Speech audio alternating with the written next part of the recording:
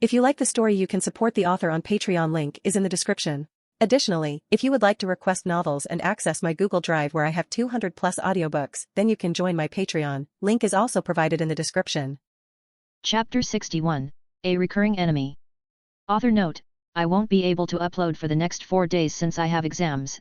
Sorry for the inconvenience, but hey, we'll get back to chapters after the 4 days. Sikine's Chamber, Unknown Time. Odysseus, it has been too long. As I looked toward the person whom the thundering voice belonged to, one single sentence spaces my mouth. Who are you? Oh Odysseus, it pains me that you no longer remember us. Looking at the people surrounding Swiper, Laelaps, and me, I noticed something from each of them. They were missing a part of their body, one had a missing finger, another had no nose, yet whatever thing they no longer had didn't seem to stop them from functioning like normal. They were undead. I signed to Laelaps and Swiper to enter my shadow. After all, in a battle like this they would be more of a nuisance than anything else. As they both sunk into my shadow, which elongated under their own, I replied at the no-eyed man. Dude, I don't know who you are. An undead with no tongue came closer to the no-eyed man, whispering something into his ear through babbles I couldn't understand. The man's expression changed at his subordinate's clattering jaw. The no-tongued man then retreated back, letting a space for the man. Cough cough, I have been informed that you are not Odysseus, but the labyrinth told us a man named Odysseus, so I seem to simply have confused you. Either way, you bear the name of the king of Ithaca, so you must die. The man continued yelling. My ears honestly couldn't w much more of his irritable voice. And who are you? I asked again. After all, it's best to know the identity of the man that is going to kill me. We are the Sikines. I am their leader, Orfeo. Arya? I questioned back.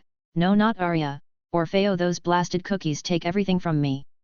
A stifle escaped my mouth and I couldn't contain myself. Sorry Arya, I can't seem to hear you well. I am not Arya. Yeah, whatever you say, Arya. The man couldn't seem to take much more of my provocations as he grit his teeth and simply yelled, enough of this. Sikine's attack. Arrows flew from the undead men's bows, the cannibal horses and their riders charged at me, yet I simply grinned at the clumsy attention of a first attack, sinking into my shadow and reappearing behind one of the archers on a rooftop. Summoning Pelion into my hand, I pierced through the undead's skull, yet unlike what I was expecting, which was a puff of smoke, the man tried grabbing at my spear still in his skull, almost as if he was trying to take it from me. Interesting, I muttered as another rain of arrows fell on me, yet I paid them no heed, simply controlling the shadows around me, creating a makeshift barrier that shielded both me and the undead I had pierced. If celestial bronze can't kill you, what can? I wondered, summoning 6 spear-shaped tendrils piercing through the entirety of the man's body. This may be more difficult than I had thought, I murmured, reciting the divine incantation in my head, giving myself more power, maybe wondering if that was enough. Still, no matter what I did to the undead's body, from decapitation to slashing off all its limbs, it always seems to try and mend back together. After my experimentation, the house where my barrier had been erected had been torn down by the rest of the Sikines, and Arya himself was wielding a sword that seems to cut anything. Welp, if I can't kill you, at least I'll dismember me. Best way to get rid of you for now. I said, mostly to myself, before tendrils shot out from my barrier, piercing every Sikon that was surrounding me. Little by little I dismembered each Kne until I had only a head of Arya in my hand. So big, Arya, you know the way to Hephaestus Forge? I am not Arya, I am the Geat Orfeo. Yeah, okay, Arya, you keep saying that, as I was trying to get if he knew any information on the forge. A dismembered arm seemed to have crawled toward me, now grabbing my leg. I spun my spear before impaling it to the ground, the hand writhing in pain. So, as I was saying, have any clue of where the forge is? I'll never tell you. Name carrier. So you do know something, or at least there is something here that can help me. I replied, knowing that Arya had let something slip. 2 figures appeared from my shadow, Laelaps and Swiper. Laelaps, Swiper, could you please try to find anything that could be useful in this place? At your service, sir. They said in unison before scattering across the makeshift village. A few minutes later, Swiper rushed back to me, jumping on my neck. Sir, I've found something in a house a few meters that way. Good job, Swiper. I replied, scratching the fox's chin. Laelaps ran soon after, a huge drool hanging from her mouth. No, you have it all wrong, there isn't anything there. Arya yelled. Dude, you're working against yourself here, better if you stay quiet. I replied as Swiper whispered the direction in my ear and Laelaps followed at my side. Finally I made it to a small cabin mostly made out of wood. It seemed to be the least well cared of the structures. Dust and splinters almost seemed to mock the structure. In the middle of the home upon a table was a cage, and in the cage was a spider. its metallic noise permeating across the room. Is that what I think it is?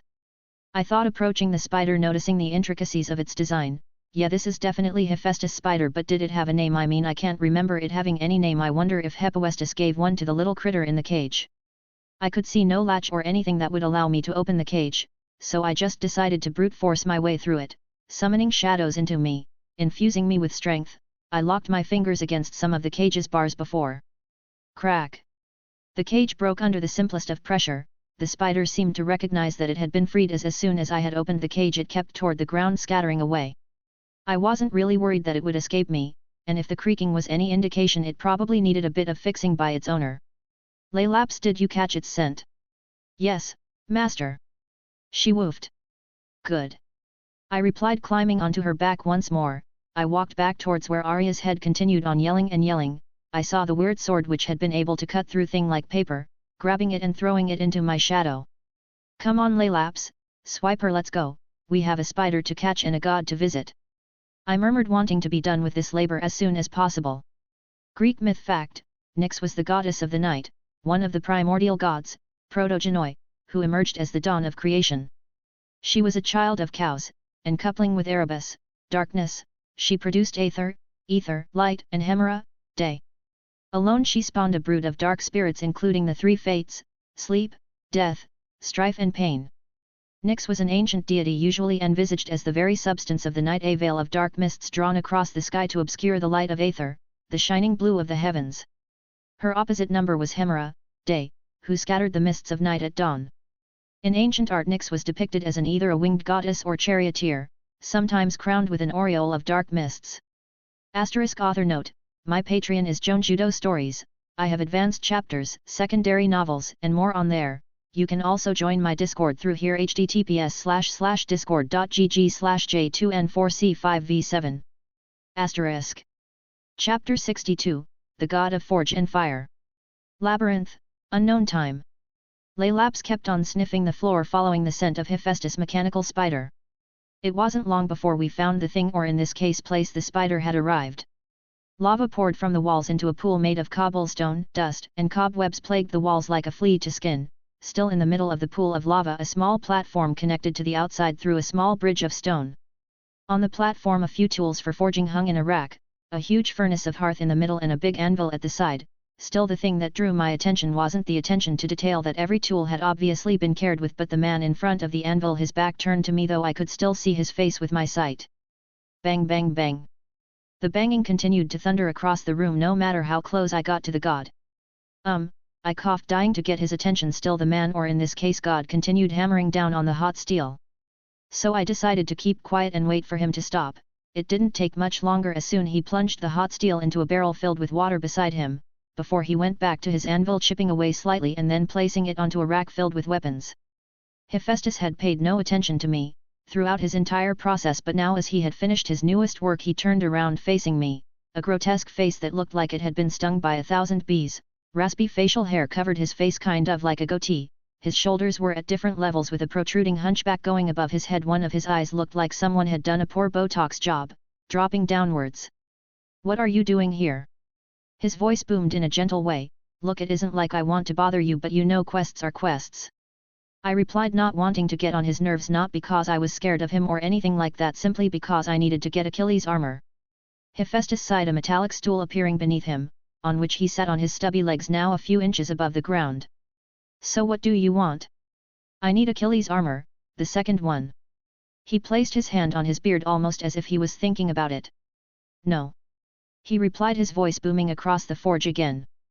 I obviously expected this, but it was still disappointing that it wouldn't be easy. "Isn't there anything I could do?" He simply smiled, jumping from his stool, coming closer to me before grabbing my hand where my tattoo was imprinted. His index finger touched the ink. As a light spread across the room, I could feel the spear not obeying my will. Following the whims of his creator in a similar way, I commanded over shadows. When the light faded, my spear was in Hephaestus' chubby palm. It felt weird seeing someone who wasn't we grab the spear. After all, no one at camp was able to pick it up, so it almost felt like something that wasn't supposed to happen. "I'll give you the armor for the spear," he said, his eyes now paying no more attention to me. All of it was concentrated on my spear. He twirled the spear through his fingers. I instinctively knew he was testing the balance of the weapon. "No," No, I thought you wanted the armor, my price is your spear. I teleported in front of the god grasping the wooden shaft, I commanded the spear back into my hand and although it was a slight tussle it obeyed me, my tattoo appearing on my hand once more. Well, if you don't give me your spear, what else can you offer me? I smiled, the blade I had grabbed from Arya appearing in my hand. Hephaestus looked for a second before he grabbed it and began tapping the blade. Stygian iron, a good weapon but not enough for the armor. Oh come on, I am not even gonna put it on, I just want to leave it in Ajax's grave. I complained, after all a Stygian iron weapon for basically nothing since I wasn't keeping the armor was already a bad deal in my book. Okay, tell you what, you give me that sweater you have on you and I'll give you the armor. My sweater? Honestly, I really didn't want to do that. After all, this sweater did provide some serious protection against weapons. It was also the first monster drop I had gotten from my first labor. It was more sentimental than anything else, but at the same time the sweater provided almost no protection to the monsters I had been fighting lately, primordial gods and all. Fine. I conceded, taking off my sweater and handing it to the god of the forge. The sweater glowed for a bit, returning once more to its original form, a pelt with lightning-like runes. This is going to be fun to dismantle.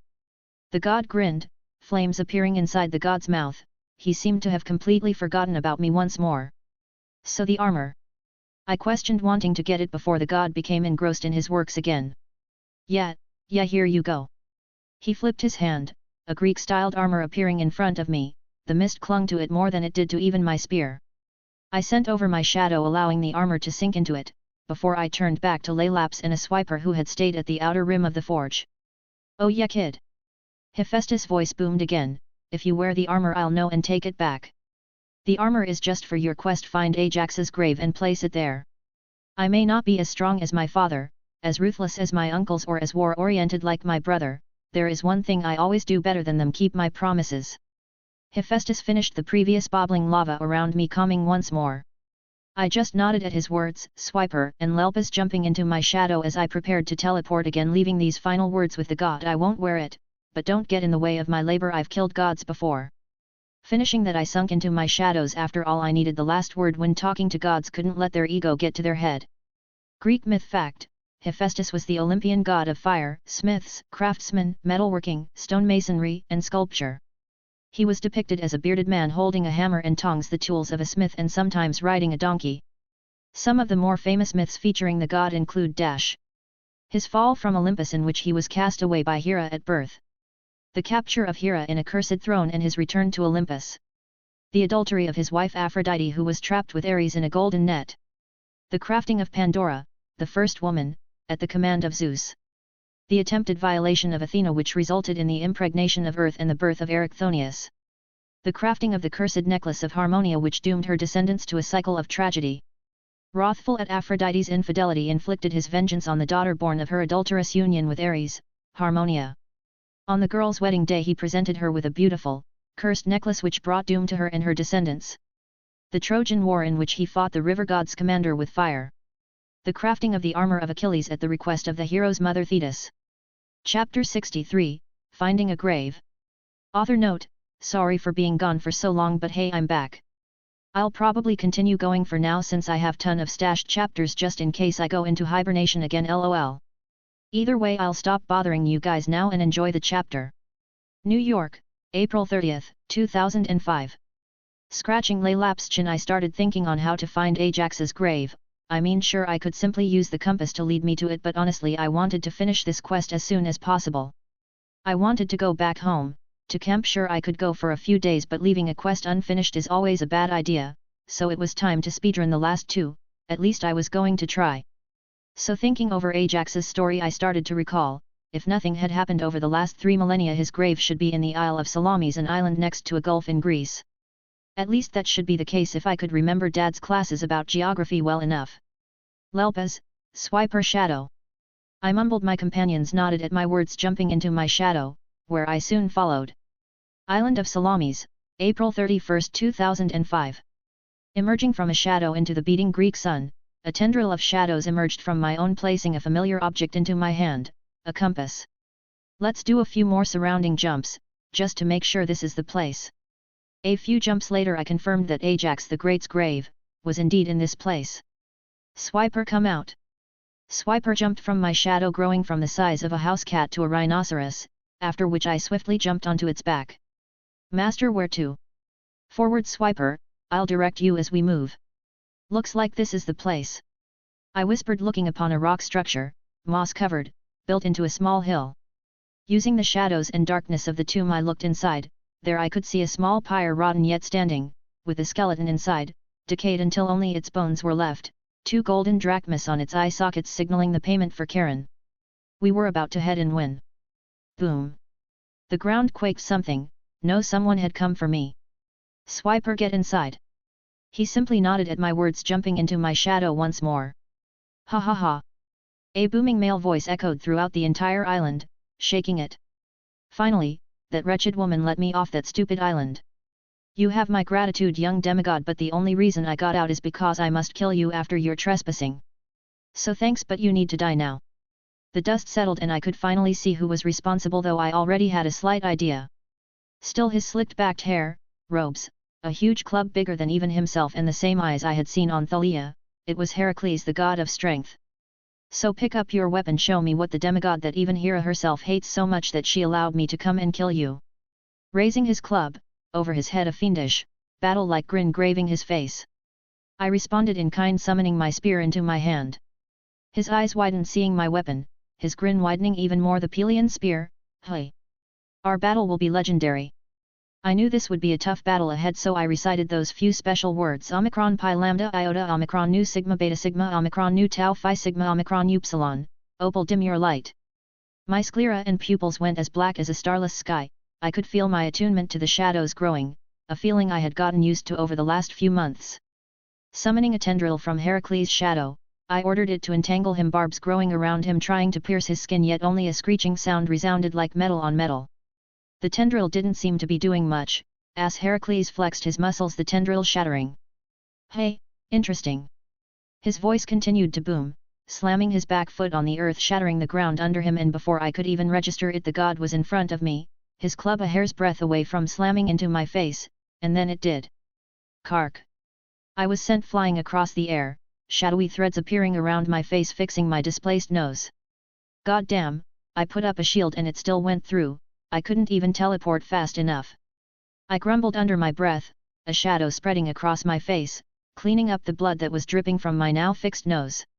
Still, the god didn't give me any breathing room, once again appearing in front of me, slamming his maximized baseball bat into me, which I blocked by raising my spear. Still I went flying once more, summoning 2 tendrils which planted me back to the floor. Looking up to the god who was putting me almost on the run, my face paled. The club had turned into a bow, an arrow already knocked on it, and then he fired. Shadows rose from the ground, creating walls upon walls. Still the arrow shattered each one. I continued creating more before sinking into the floor, reappearing at Heracles' back. My own shadow entered my body, strengthening me, and then I lunged. The god seemed to notice my lunge as he sidestepped with an almost prepared swiftness. Still I knew this could happen, so using my momentum I threw myself at his face, my palm clenching around his eyes before slamming him into the ground, a shadow escaping his sockets and entering my palm. Heracles didn't seem to be bothered as he punched my gut, a cracking sound resonating in my ears, as I flew upwards into the sky. Still midair I sunk into my shadow, reappearing in a shadow of a nearby tree. Black threads spread through my torso, fixing a few of my cracked ribs. Shit, the powers are already fading. I said between sighs, repeating the magic words over and over in my head. I didn't get it. I had beaten Janus and Achilles with almost no difficulty. Why was it so hard to beat Heracles? Come on demigod, try harder. Heracles' voice echoed my ears, swinging his club around almost hypnotically. I gritted my teeth at his words, raising up from the floor, 2 shadows at my side, one of a dog, the other of a fox. Master, we are here to help you. Thanks guys, but I don't think this is a good idea. Lelpas and Swiper didn't hear my words. Swiper grew even larger than a garbage truck and they both lunged themselves at him. Greek myth fact: Ajax, in Greek legend, son of Telamon, king of Salamis, described in the Iliad as being of great stature and colossal frame, second only to the Greek hero Achilles in strength and bravery. He engaged Hector, the chief Trojan warrior, in single combat and later, with the aid of the goddess Athena, rescued the body of Achilles from the hands of the Trojans.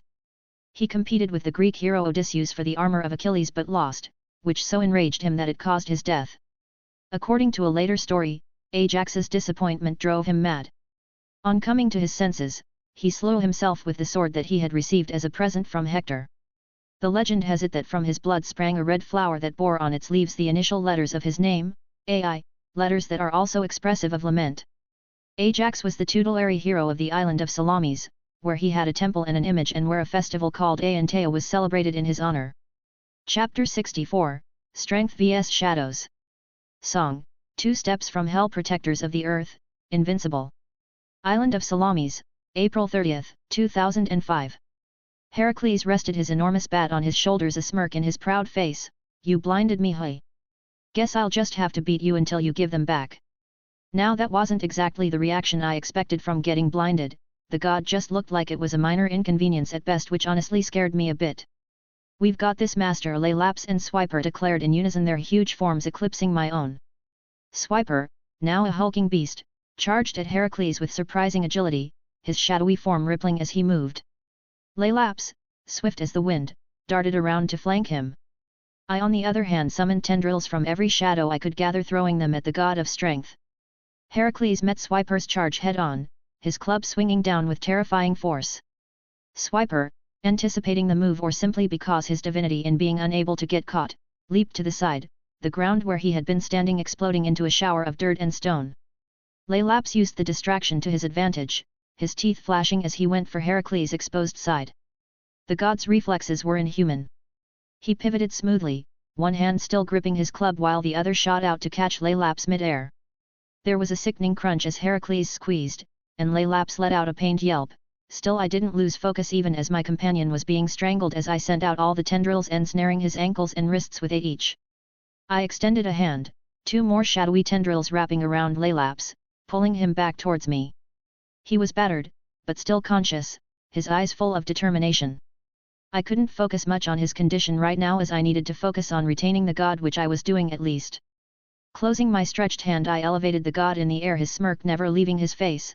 Swiper on the other hand leaped up to the god, sinking its fangs on his shoulder. Restrained, I thought this battle was mostly one which I was thankful for, since my singing boost, as I like to call it, was about to run out. Still, he had that shit-eating run on his face, and before either Swiper and I noticed, black lightning, it was probably another color but I can't see those, sprang from his body, breaking my tendrils and attacking Swiper. Swiper's divinity seemed to do its work as he teleported a few meters away, but I could still see blood trickling from his cheek. The lightning had hit him. Swiper, retreat! I commanded. Swiper just nodded at my words, summoning another tendrils close to him, into which he dipped while I put Laelaps in my shadow myself. You're strong, I'll give you that. Demigod may be stronger than I was when I was a demigod, but your tricks can't defeat me. We are too close in divinity for world to shackle me, Heracles said, amusement lacing his voice. But you can still try to defeat me. I clenched my fist, shadows swirling around me. I needed to think of something, anything. Heracles was too strong, too fast, and if what he said was true, I was fighting an unshackled god for the first time. Come on, demigod, Heracles taunted, it's time for you to die. I took a deep breath, forcing myself to focus. I recalled every lesson, every fight. Heracles was powerful, but he wasn't invincible. He had weaknesses, just like anyone else. Heracles raised an eyebrow. Giving up already? Not quite, I replied. With a flick of my wrist, I sent a barrage of shadowy spikes towards him. Heracles laughed, batting them away with ease. But the spikes were just a distraction. I slipped into the shadows, reappearing behind him.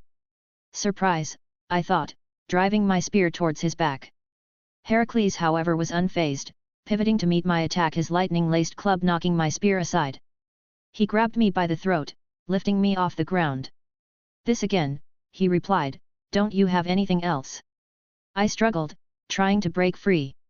His grip was like iron, and I could feel my throat constraining under the pressure. He was strangling me little by little. Desperation surged through me, one which I hadn't felt since the fucking misery dreams, but then new words appeared in my mind. No, they reappeared: Kappa Omicron Upsilon Epsilon Tau Nu Pi Alpha Lambda Lambda Alpha Gamma Nu Tau Alpha Tau Eta Nu. Hear this fatal plea. For a moment, everything was silent. Then, my body phased through Heracles' grip like a shadow. That's cool, he remarked, raising his club. I stayed silent, noticing the exponential increase in strength. Black mass started flooding the ground, and I didn't know how, but I knew this were shadows. Heracles seemed to notice the danger of this mass as he jumped into the air. Wines surged beneath his feet, keeping him there. What are you? Heracles questioned, and for the first time I could hear something in his voice akin to surprise. But even then I didn't reply, just looking upwards at Heracles' hulking form, clouds beginning to gather over us and the winds roared louder every second. Lightning struck all around into Heracles' body. He looked like a living lightning rod. His form then began to grow along with his club, growing to a monumental size of 70 feet. "Take this, whatever you are." Heracles' voice boomed like thunder itself, before putting his club over his head and smashing downwards. I stayed quiet through all of this, gathering control over the dark mass which covered half of the island right now. Then I simply lifted my hand up to the sky. Hundreds of tendrils shot out around me, meeting each lightning strike that fell on the island. More and more tendrils kept getting shot out. I focused on controlling them, sharpening them. Nothing else mattered at this moment but creating the most deadly tendrils I could imagine. Amalgamating tons of the surrounding mass, I started mounting it around my spear until a 30-foot shadow spear took its place, and then I threw it at Heracles' descending form. Lightning and shadow, wood and bronze met head on. The crackling of lightning around the club started incinerating the shadows covering my spear, but it wasn't long before a splintering crack resounded. Crack! The club had been split, but it had edged away most of the spear's shadows, but it wasn't enough.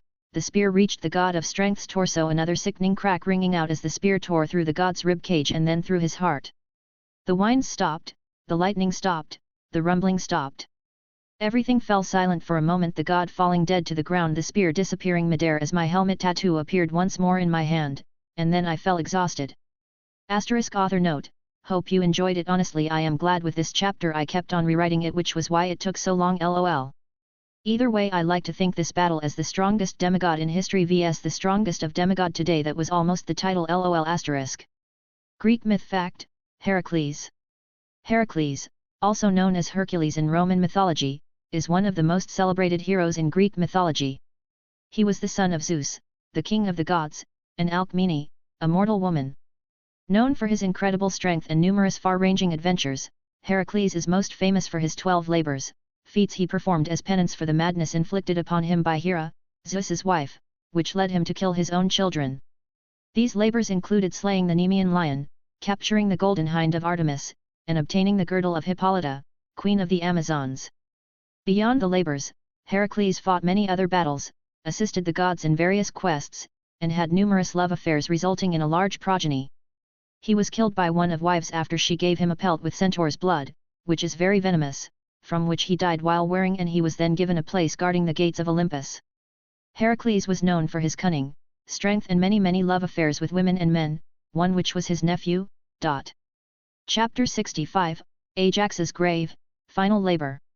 Island of Salamis, May 1, 2005. Ha! A gasp escaped my dry throat and parched lips. Threads of black stretched across my body like centipedes crawling. They traveled my torso, entering through my pores, attaching themselves onto my ribs. Sickening cracks echoed throughout the island, and then in an instant it stopped, the island silent as a crypt. Gasps of pain, tiredness, frustration, I honestly couldn't tell. I then placed my hands on the rough ground, slowly standing up once more, dragging myself slowly across the terrain. I reached him once more, Heracles, or his corpse for that matter. I looked upon the now dead god. Everything about him was perfect, his face, his eyes, his smile, except for one minute detail, a gaping hole where his heart should be. "You sure gave me a run for my money," I muttered, a stifling laugh escaping my lips. I had survived by sheer luck, nothing more nothing less. It infuriated me that after all my training, all my power, I needed a new boost to win. I shook my head. I couldn't, no, I shouldn't think about it. I had beaten him, I had killed him, and that was all that mattered at this moment. Yet at that moment the cleared sky was covered by dark clouds, lightning thundered in them, and then the rain started fall. Still I heard something amiss, the rain, the roaring winds, a laugh feminine yet venomous. Ha ha ha ha, at least that bastard is dead. Then like a whisper the laughter stopped while the rain and thunder kept on falling. Shaking my head once more, I went on, dragging my tired feet across the ground, slowly turning to mud, when finally I reached the only structure on the entire island that looked it hadn't been even close to my fight against Heracles, the stony doorway, as pristine as always. Reaching the doorway, I looked down upon the staircase. No torches to light the way, only darkness. Something I kept on getting closer every year, every month, every day. At the end of the stairs I reached it. What I was searching for on a wooden and rotting steel lay a corpse, now only bones and dust, 2 golden drachmas inside its skull. Only one other thing existed in this place, a sword laid ag after not gaining Achilles' armor. Plunging my hand into my shadow, I grasped the sheet of metal that Ajax had killed himself over. I grabbed the breastplate, placing it upon the skeleton, which looked like it could turn to dust at any moment, then the armguards, the greaves, and finally the bronze helmet. I grabbed the sword which lay against the steel and placed it upon his chest, the creaking of the wooden steel almost crumbling under the weight. Then it came, my father's calling. Odysseus Dreamscape, time unknown. Are you okay, son? A simple nod was all I could give. Even in this place I was almost too tired to move. A sigh reverberated in my ears before my father spoke up again. Then I guess we should keep on doing. Your final labor is to do something no demigod has done before you. You must kill Echidna, mother of monsters. I looked up at the biggest eye just as I usually did and then asked how. A good mother loves her children. With those words I sunk into the ground and the dreamscape shattered. Camp Half-Blood, 1st of May 2004. Luke Castellan POV. Green smoke gathered around me, showing me something which I didn't want to remember. My mother with sunken tired eyes, the torn down house filled with burnt cookie trays and filled jars, even rats probably felt like it was too filthy for even them. The view changed to that of my mother, her hands above the burnt cookie filled oven, and then she spoke. In shadows cast, a repeat of a quest. Where apples lay hidden, put to the test. From youth's naive grasp to fate's cruel jest. An identity lost, in time dressed. Fear grips tight in this possessed behest. A coming of age, in frustration confessed. Then a deep voice resounded in my head, one which had kept on growing louder since Thalia's death. I told you already, this is just for their entertainment. I know. I spat, but still I wanted to give them one more chance. I didn't know why, but within my depths I knew I had to do this quest. Greek myth fact: the Oracle of Delphi, believed to deliver prophecies from the Greek god Apollo. She was based in his temple at Delphi. The Oracle, who at first was called Pytho, and later Pythia, reached the height of her fame between about the 8th and 4th centuries BCE, when Apollo's advice or sanction was sought by lawmakers, colonists, and founders of cults. The Pythia's counsel was most in demand to forecast the outcome of projected wars or political actions. According to tradition, the oracle first belonged to Gaia but later was either given to or stolen by Apollo. The Delphic medium was a woman over 50 who lived apart from her husband and dressed in a maiden's clothes. Upon her death, a new priestess would be chosen, though the selection process is uncertain. Because the Pythia was said to communicate directly with Apollo, she was incredibly influential, so much so that several wars were waged over the oracle, with control of Delphi shifting between rival city-states. Chapter 66, Mother and Her Children. Island of Salamis, May 1, 2005. My eyes opened once more from my dreamscape after the meeting with my father. I sunk into the floor of the tomb, reappearing on the surface of the island. Giant craters and sand turned to glass littered most of it. Heracles' body now nowhere to be seen. It had probably been taken to Elysium, so he could once more feast with the greatest heroes in history for eternity. I shook my head, trying not to think of that. I had a new labor to do, my final labor, and I hoped that at the end I could find out the reason for quest. After all, even when I had met Dad in the underworld, he had never told me the reason why he had sent me on such a long quest. Most of the time quests were simply so demigods could prove themselves to their parents, but I think I had already done more than enough to prove myself. Hell, Dad had even said he was proud of me. That's much more than most demigods would get. Still, I'll figure that out once I finish this stupid labor. I just needed to kill Echidna and her children. How long could that possibly take? Let's see, the hint was that a good mother loves her children, and that was especially true for Echidna, so since I didn't know how to find her, I needed to lure her out by killing her children. After all, a good mother would always want to protect her children from a murderer. So which child of Echidna should I kill first? I asked myself, since both Swiper and Laelaps were still sleeping in my shadow, healing their injuries from the fight with Heracles. The first name that came to mind was Laodan, the 100-headed dragon, the guardian of the golden apples, the third son of Echidna and mostly recognized as one of the strongest monsters in Greek mythology. Also, Laodan made the most sense since I actually had a location in which he could be, or at least a good estimate. After all, many demigods were sent to collect a golden apple of the Hesperides, and they always found them in the same place, Mount Tamalpais, the new mountain of despair.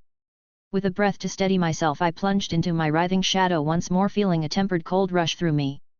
Mount Tamalpais, San Francisco, 1st of May 2005. I resurfaced under the shadow of a tree at the base of Mount Tamalpais. I immediately noticed the mist clinging to the mountain. The amount was almost as much as the one that surrounded Camp Half-Blood, a testament to how well Hera wanted her apples to be hers alone. Ruoaar. There it is! I muttered, the roar that could only come from a monster, a powerful one. The earth shook as I saw at the edge of my vision trees falling down, as Loudon ran through them. He was one of the weirder monsters. He was enormous, with 100 heads, like 100 pythons had been fused together, his serpentine body almost 200 meters long and more than 50 meters thick. 2 bat-like wings were sewn to its arms, and even the monster's tail wasn't like a serpent's, it looked more like a drill, and to top all of that, Loudon's aura was like nothing I had ever seen. It was red like most other monsters, but on Loudon it looked more like a sea of blood that ran across the beast's scales. Watching the monster run at me, barreling down the mountain, I opened my mouth ready to recite the divine incantation Omicron Pi Lambda Iota Omicron Nu Sigma Beta Sigma Omicron Nu Tau Phi Sigma Omicron Upsilon, Opal dim your light. Strength surged through me once more. Kappa Omicron Upsilon Epsilon Tau Nu Pi Alpha Lambda Lambda Alpha Gamma Nu Tau Alpha Tau Eta Nu, hear this fatal plea. As the last syllable escaped my lips, my heart pounding in my chest suddenly stopped. I fell to the ground, my hand clutching my chest. I couldn't breathe, I couldn't think, I couldn't move. My blood vessels writhed under my skin, at any moment dictating they would burst. Yet while I stayed kneeling on the ground, Loudon continued running at me. I could now smell its breath, acidic. My eyes burned, and for the first time in years my hair stood on end. I smelled the breath of death. Loudon now stood before me, stretching its 100 heads at me, all their maws opened ready to tear me apart down to my bones. Only one word echoed in my head: move, move, move. My body wasn't responding, so I let my knees fully buckle to the ground, my face planted itself to the muddy earth, a head snapping its maw directly above me, but there were still 98 heads ready to eat me as its meal, the only one it should have had in quite a while. 2 heads launched at me, barreling under the first head, yet as each head was just a few millimeters from biting my head and body off in two, my vessels stopped writhing, my heart began pounding, I fell into the earth using the shadow that Loudon's massive body had brought. I reappeared in San Francisco, creating distance between me and the dragon. What the hell is going on? I asked myself, slowly standing up as my body returned to normal. I no longer felt as if I was about to explode. I summoned my spear into my hand, using it as a walking stick as I caught my breath. I thought of the divine incantation again, thinking that maybe my body couldn't handle so much power. I just recited the first sentence, yet almost unconsciously I recited the second verse, once more crumbling to my knees. Don't tell me my body can't handle it. I'm supposed to be a demi-primordial. Why the hell would I have more power given to me that I could handle? And why didn't this affect me that way when I was fighting Heracles? I continued thinking and thinking as to why I couldn't handle it. I continued reciting the incantation, trying to get accustomed to it, but no matter what I did, my veins felt like they were going to explode. I waited once more until my body returned to normal. I then teleported to a hotel which I saw nearby and entered a vacant room, cloaking myself in mist. I needed to rest and think. A/N, there is a reason as to why he can't use the power. It isn't just a nerf on my part, since even without the divine incantation Ozzy is still stronger than any living demigod. Greek myth fact: Loudon was the name of a monster in Greek dragon, the guardian of the golden apples in the garden of the Hesperides. Different characters have been named as his parents. These are Ceto and Phorcys, Typhon and Echidna, Gaia on her own, or Hera on her own. One source also mentions him as being the brother of the Nemean lion. During the labors of Heracles, one of the tasks the demigod was given was to steal the golden apples from the garden of the Hesperides, which was located somewhere in the western corner of the world. After traveling through the Libyan desert and getting assistance by the sun god Helios, Heracles eventually reached the garden of the Hesperides. There, he killed Loudon, managed to retrieve the golden apples, and returned to Tiryns, successfully completing his task. According to a different version of the story, Heracles never went to the garden, and therefore, never killed the dragon. Instead, he met the father of the Hesperides, the Titan god Atlas, tricked him into retrieving the apples for him and completed the task. Chapter 67, Dragon vs Demigod. Mount Tamalpais, San Francisco, 2nd of May 2005. The night air was thick and oppressive as I arrived once more at the base of the mountain. I had decided to come at night since with my vision it didn't matter if it was night or day, and I hoped that would give me a bigger advantage over Loudon since I couldn't use my incantation so as to overpower him in one blow. The trees of the mountain becoming more dense the more I climbed the mountain of despair. Finally I heard it. Ruoar. Then I saw it, Loudon once more barreling down the mountain, a protector doing its solemn duty of killing anything it could see. I could swear Loudon was even bigger than he had been yesterday, though that could maybe just be a comparison because the red aura surrounding the beats had definitely grown, its 100 heads, each one glaring with malice and hunger, its tail swinging wildly, destroying every other tree which its heads might have missed. Wait, now that I thought about it, Loudon had ripped out most of these trees a day before. How come they grew back so quickly? Looking closer, it wasn't that the trees had grown back, just that the mist had disguised them as such. Loden's head swayed rhythmically, a hypnotic dance of death. Each head had a pair of glowing, malevolent eyes that seemed to see everything, everywhere. The dragon roared once more, the sound shaking my entire body from the inside out. Time to end this, I muttered to myself, feeling the familiar tingle of power in my right hand. My tattoo pulsed with power, and I could feel the weight of the spear materializing in my grasp. Shadowy tendrils entered my body, fueling me with strength, and even more uncoiled from the trees slithering along the ground, ready to strike. Loden's heads reared back, and then the beast struck. A dozen heads lunged towards me, venom dripping from their fangs. I dived into the shadows, teleporting instantly to the other side of its body. The heads crashed into the ground where I had stood moments before, hissing in frustration. I emerged from the shadows onto one of Loden's heads, my spear puncturing through its scales. The blade stabbed into the head's brain. This had been my plan. If I couldn't defeat him by overpowering him, then I would just take my time. From what little I had seen of him yesterday, he used his head so as to protect its vitals, so I just needed to kill of all his heads. The other heads roared in fury, as one of its heads slumped to the ground. Another teleport, another lobotomy. But Loden was learning. The next time I emerged from the shadows, a head was waiting. Venomous fangs snapped inches from my face as I barely managed to teleport away. I reappeared in the branches of a nearby tree, my breath steady. I looked down at my shirt, now burned up to the shoulder since some acid had dripped on it from one of the heads' mouths. The dragon's heads were everywhere, breaking through every tree that stood on its path, seeking out its newest meal. I stretched out my shadowy tendrils, trying to bind one of the heads, but Loden was quicker. Another head lashed out, severing my tendril with a swipe of its fangs. Acidic venom splattered on the ground, hissing and smoking. I gritted my teeth, feeling the burn of the venom that had splashed on my arm. Loden's heads were a perfect defense, constantly moving, constantly attacking. "Come on, Ozzy, think," I muttered, teleporting again as another head struck. I needed a new plan, a way to kill the heads. And then it came to me.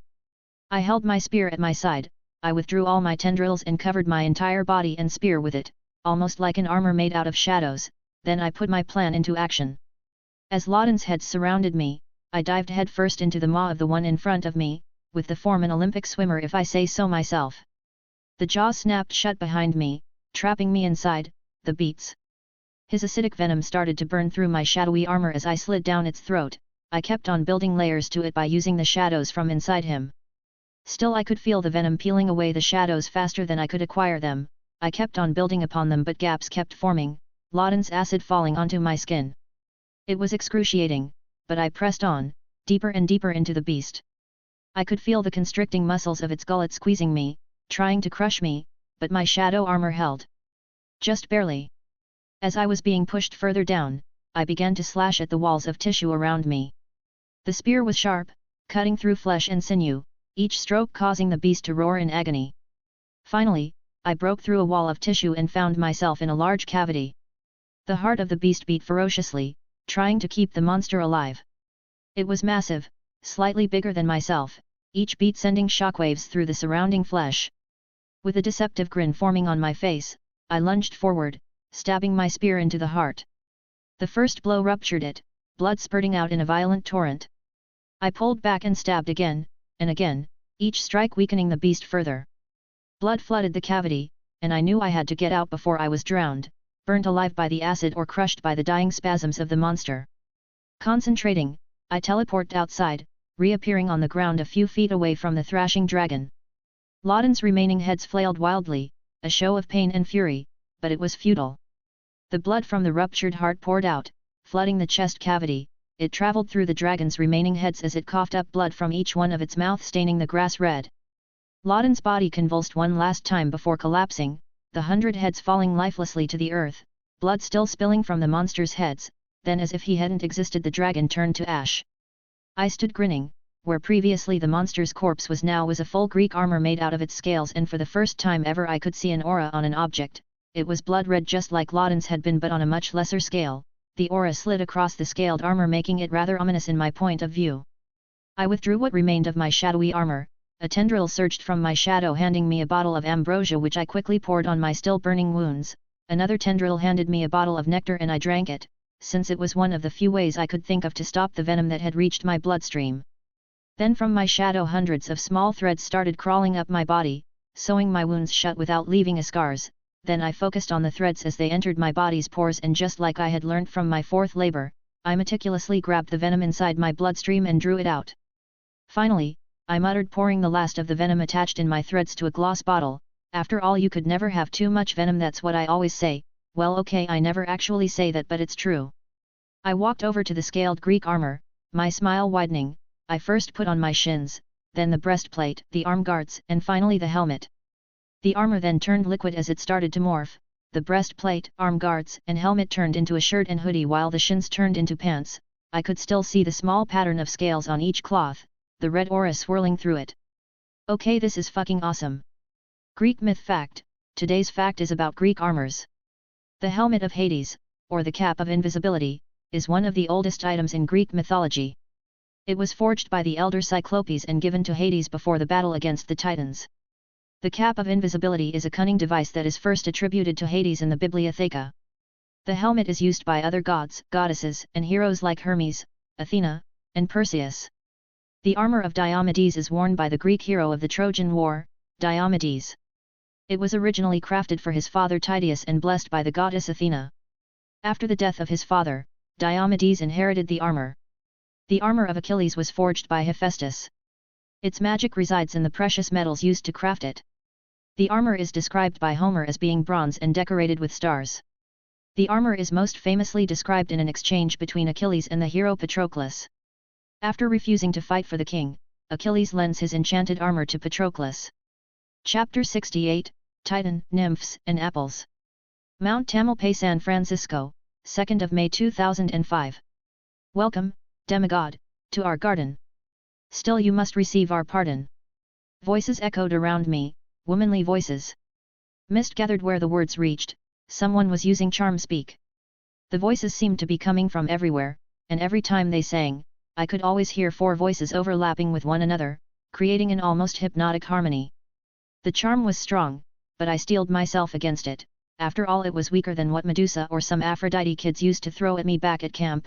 Heck, their voices were even worse than the children of Apollo. Leave your quest and dance a while. Bask in the sun, feel our smile. I ignored the beckoning words and focused on the mist, tracing its flow through the dense forest. The voices tried to cloud my mind, reshape at the whims of another, lesser being. As I followed the mist, it led me to a small clearing where the air shimmered with an unnatural glow. Come closer, demigod, don't you see? Here lies your path, your destiny. I sunk into my shadow and reappeared in the clearing, and as soon as I did, the mist thickened, revealing a nymph standing by a stream. She had a yellow aura, a color I had never seen before. I wondered what it meant. Her eyes widened in surprise when she saw me, and she quickly tried to retreat into the stream. Got you, I muttered, diving forward and grabbing her by her neck. She struggled, her charm speak growing stronger, but I just clenched my hand around her throat, which closed under my grasp, though three more continued to sing. Release her now, let her go free. Harm her not, or you will see. I don't think so, I replied, summoning my spear into my hand. The nymph's eyes widened further, and the yellow aura around the one I was holding flared brightly, a signal to the others. Come out, or she gets it, I called into the forest. Moments later, three more nymphs emerged from their hiding places, each with a similar yellow aura. They looked anxious, their eyes darting between me and their captured sister. We'll guide you, demigod, to what you seek. Just don't harm her, we implore, we speak. Good, I said, releasing the nymph but keeping my spear at the ready. Take me to the golden apple tree. It would have been a waste to kill Loudon and just leave with one souvenir, don't you think so? The nymphs exchanged worried glances but nodded, leading me through the dense forest. As we climbed higher up the mountain, the air grew colder, and the mist thicker. If a mortal could even make it up here, I wonder what they would be seeing right about now. The trees became fewer and farther between until we finally reached a rocky peak. There, standing weakly, was the golden apple tree, colored in shades of black, just like everything else which appeared in my vision. And yet this tree, which looked like nothing special in my eyes, was the most prized possession of the goddess of marriage. What did catch my attention was the figure kneeling in front of it. He had his hands raised up to the sky, but his neck was looking downwards as if something was putting pressure on it. Looking closer I could see his shoulders trembling, his knees buckling and steadying every few microseconds. He was Atlas. Like every other major god or titans I had seen, Atlas had no discernible aura. He was just there, his hair cascading through his back. After all, he probably hadn't been able to cut since being locked in place for all space and time. His head looked up at me, his eyes locked onto mine, slightly invigorated, a smirk playing on his lips. Well, what do we have here? A little demigod come to get that bitch's apples. Atlas's voice boomed, dripping with venom when he said the word for female dog. Yeah, thought they would make a good souvenir, I replied, trying to sound nonchalant as I approached the tree. Atlas's smirk grew wider. You know, there's a spot open here, if you're brave enough to take it.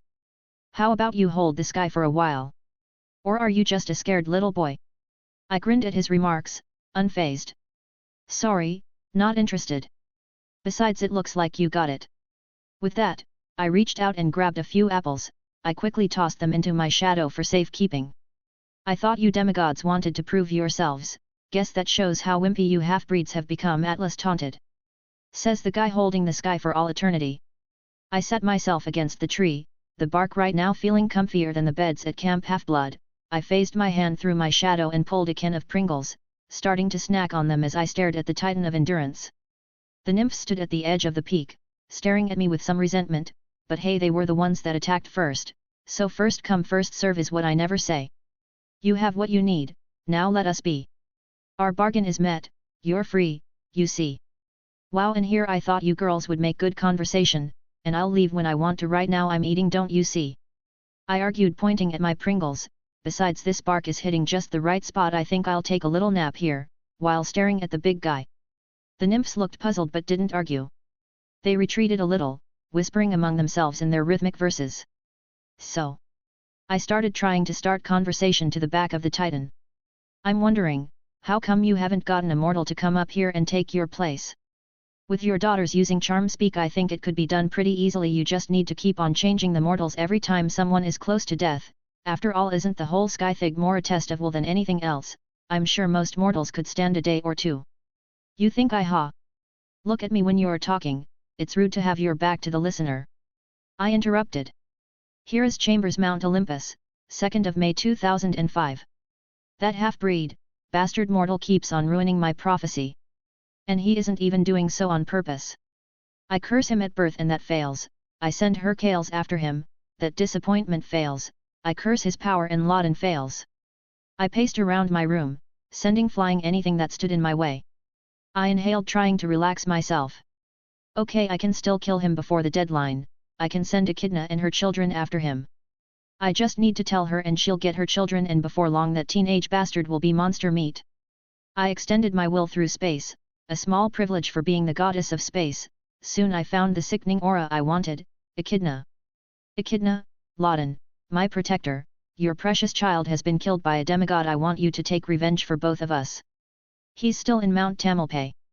I spoke directly into Echidna's mind. Thank you, Hera, I will do so that little runt will learn what happens when he messes with a child from the mother of monsters. With that reply I cut off our psychic connection. It had been some bumpy rides, but I truly believed that monster could get the job done. She may be a repulsive creature, but she was a powerful and a good mother just like myself. Knock knock gawk. Honey, are you okay? My husband's voice came from outside my chambers. I looked around my room, seeing the disaster I had caused in it while in my little ruffling. Still, I couldn't let him see me like this. After all, I was supposed to be the perfect wife, so I simply replied the only way I knew to keep that man entertained and without pondering. Yes, sweetie, I'm fine. Just go to our room, I'll be there with you shortly, and we can snuggle. I heard him swiftly run to our love chambers without a second thought. I swept my hand, fixing everything in it as I left to perform my duties. Greek myth fact: Hera is the wife of Zeus, the queen of Olympus, and the Olympian goddess of marriage. Zeus tricked Hera into marriage. Knowing full well that the goddess loved animals, he transformed himself into a distressed cuckoo and reverted to his original form only when Hera took the poor creature to her breast to warm it. Ashamed for being taken advantage of, Hera agreed to a marriage. However, it didn't turn out to be a happy one. Zeus was brutish and cruel to everybody. Incapable of bearing this, Hera plotted a revenge plan with Poseidon, Athena, and possibly few other gods. She drugged Zeus, and they bound him on his bed, while stealing his thunderbolt. Thetis, however, summoned Briareus and he managed to quickly untie Zeus, who was, subsequently, merciless to the main schemer. He hung Hera from the sky with golden chains. To grant herself a release, Hera swore to never rebel again against her husband. So, she directed her anger towards Zeus's lovers and their offspring, the most famous being when she drove Heracles to insanity and made him kill his children, becoming a jealous and vindictive wife. Chapter 69, A Mother's Vengeance. Mount Tamalpais, San Francisco, 4th of May 2005. Atlas POV. The kid had been here for over a day and there was no sign of him leaving. We had talked about many things and I was able to reach a conclusion. The kid didn't really care for the gods, or at least he didn't revere them like most other demigods who had reached this place. Of course it wasn't as if I ever got to know them well, since Loden always chased them, like the one who came here a year ago. And the few who reached the tree always dipped faster than they had reached it. Not that I blamed them really, Loden was one scary fucker. Still, though he made some remarks that angered me, though it wasn't like I could do anything about it, he was more, I don't know if to say compassionate, as he did give me a few chips which he called Pringles. He did so by throwing them into my mouth each time he got one, and he took a step back and threw another one. The kid seemed to have an infinite supply of them in his shadow. While I was thinking about the kid, I felt a presence, no, multiple presences which felt very familiar. Monsters, around 10 of them, were waiting at the bottom of the mountain. One was much more powerful than the others. I immediately recognized it. It was Echidna, mother of monsters.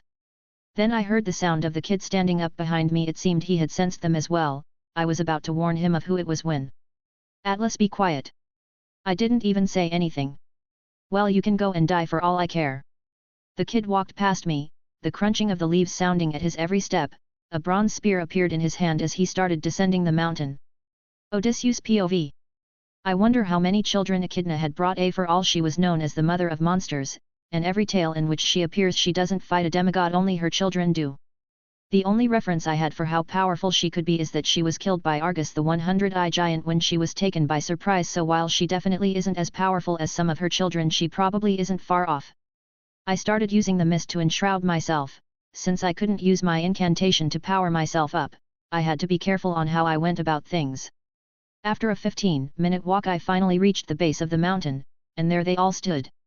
At the edges of the impressive lineup were two beasts of roughly the same size, the Hydra, a monster which I could only describe like a Loden knockoff, and the Nemean lion.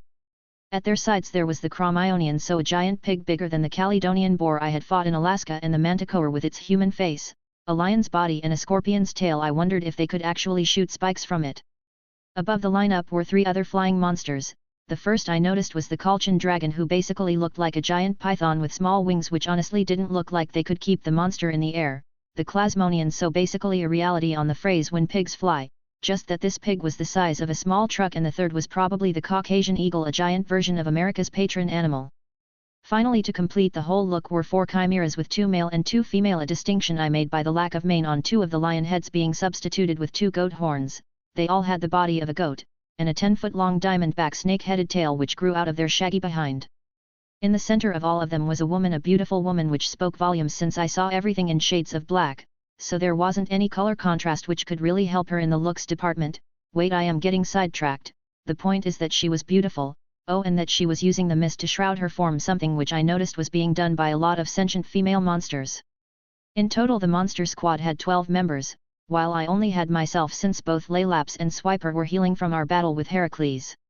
I decided to kill first off, while I had the element of surprise, the one that would probably be the most problematic, the Nemean lion. After all, in a one-on-one the most dangerous of these would probably the Hydra or the Compulsion dragon, but if they ganged up on me it would be hard to penetrate that invulnerable skin of his. I concentrated more mist around me, making invisible not only myself but also my footprints, my scent, my breathing, anything that could alert any monster to my location. I plunged my hand into my shadow and retrieved a bottle which I had also obviously shrouded in mist. The liquid sloshed around a little, a liquid I had previously dipped my spear's blade in, the venom I had gathered in my 4th labor from Apollo's snake. I still had 2 more bottles, so my plan was basically to throw one of them into the lion's mouth. I carefully snuck around the monsters who were swinging their heads back forth, probably trying to catch me once I came down the mountain. After all, they couldn't enter the mountain since it was a sacred place, and I knew that Hera wouldn't let them in just in case her sweet tree didn't get hurt in the crossfire. The Nemean lion was prowling at the edge of the lineup.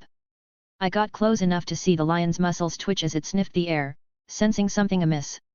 I waited for the right moment, holding the shrouded bottle of venom tightly in my hand. The lion's mouth opened in a low growl, revealing sharp teeth that could rend armor like paper. With a swift, precise motion, I hurled the bottle directly into its gaping maw. The glass shattered, and the venom splashed down its throat.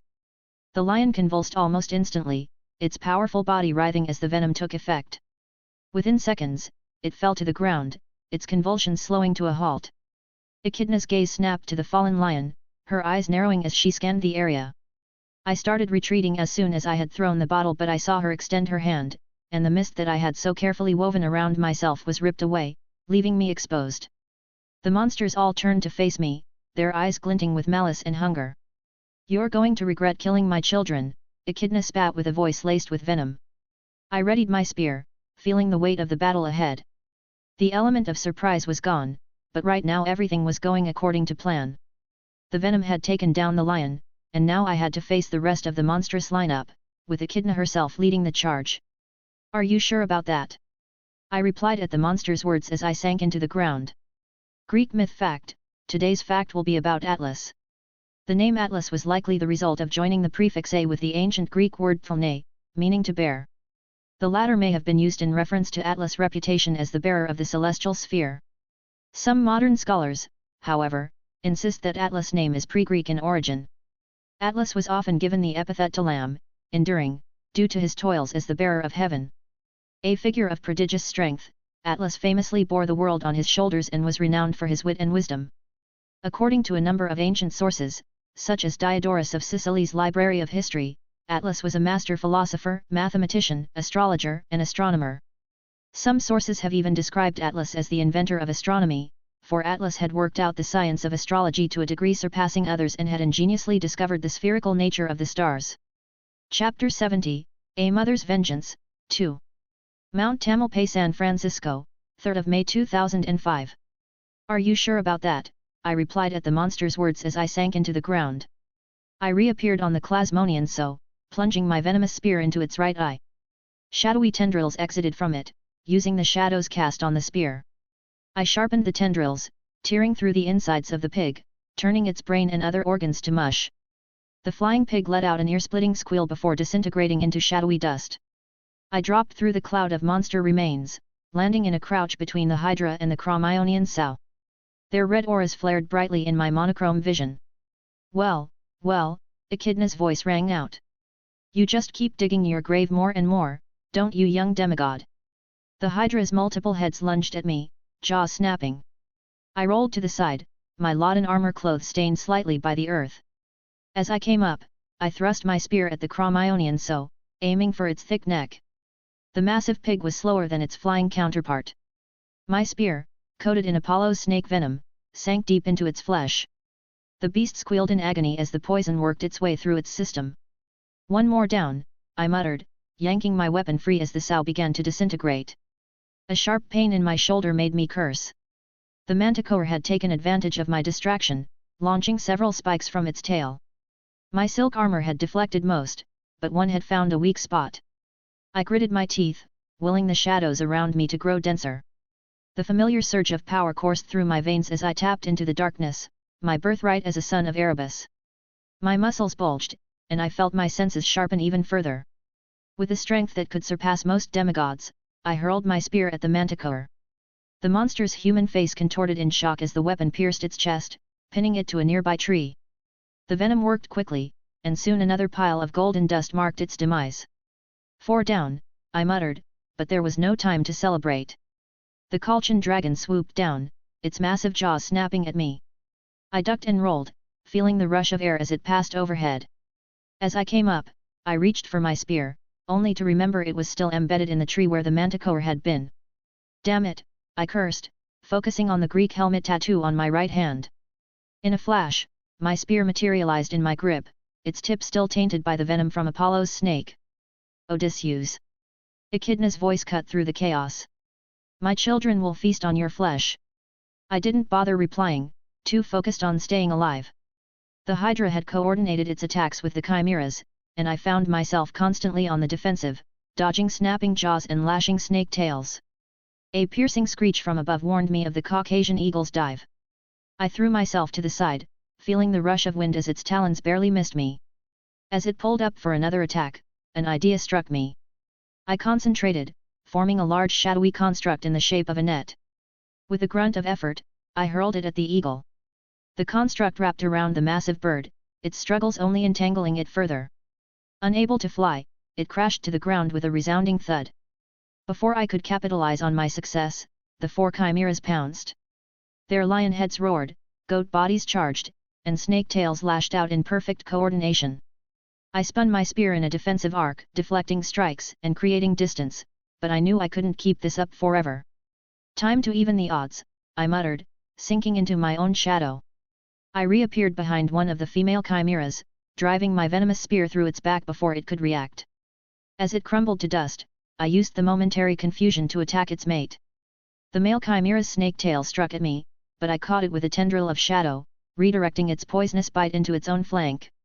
The beast howled in agony, its own venom mixing with Apollo's in its veins. I didn't wait for it to die, already moving to engage the remaining pair. Enough! Echidna's voice boomed, filled with fury. I'll deal with this upstart myself. The mother of monsters strode forward, her mist shroud falling away to reveal her true form. From the waist up, she appeared as a beautiful woman, but below that, her body split into 2 massive serpent tails. In each hand, she wielded a celestial bronze capeche. I'll admit, you've impressed me, demigod, she hissed. But your luck ends here. I raised my spear, circling warily. We'll see about that. Echidna struck with blinding speed, her swords a blur of motion. I parried desperately, my enhanced reflexes barely keeping up. Each clash of our weapons sent shockwaves through my arms. As we fought, her remaining children continued their assault. The Hydra's head snapped at me from multiple angles, while the Compulsion dragon circled overhead, looking for an opening to strike. I knew I needed to end this quickly. Drawing on every ounce of my shadow-enhanced strength, I launched a flurry of attacks at Echidna. My spear became a whirlwind of motion, forcing her on the defensive. For a moment, I thought I had the upper hand. Then Echidna's tail lashed out, wrapping around my ankle. With a triumphant snarl, she lifted me into the air and slammed me into the ground.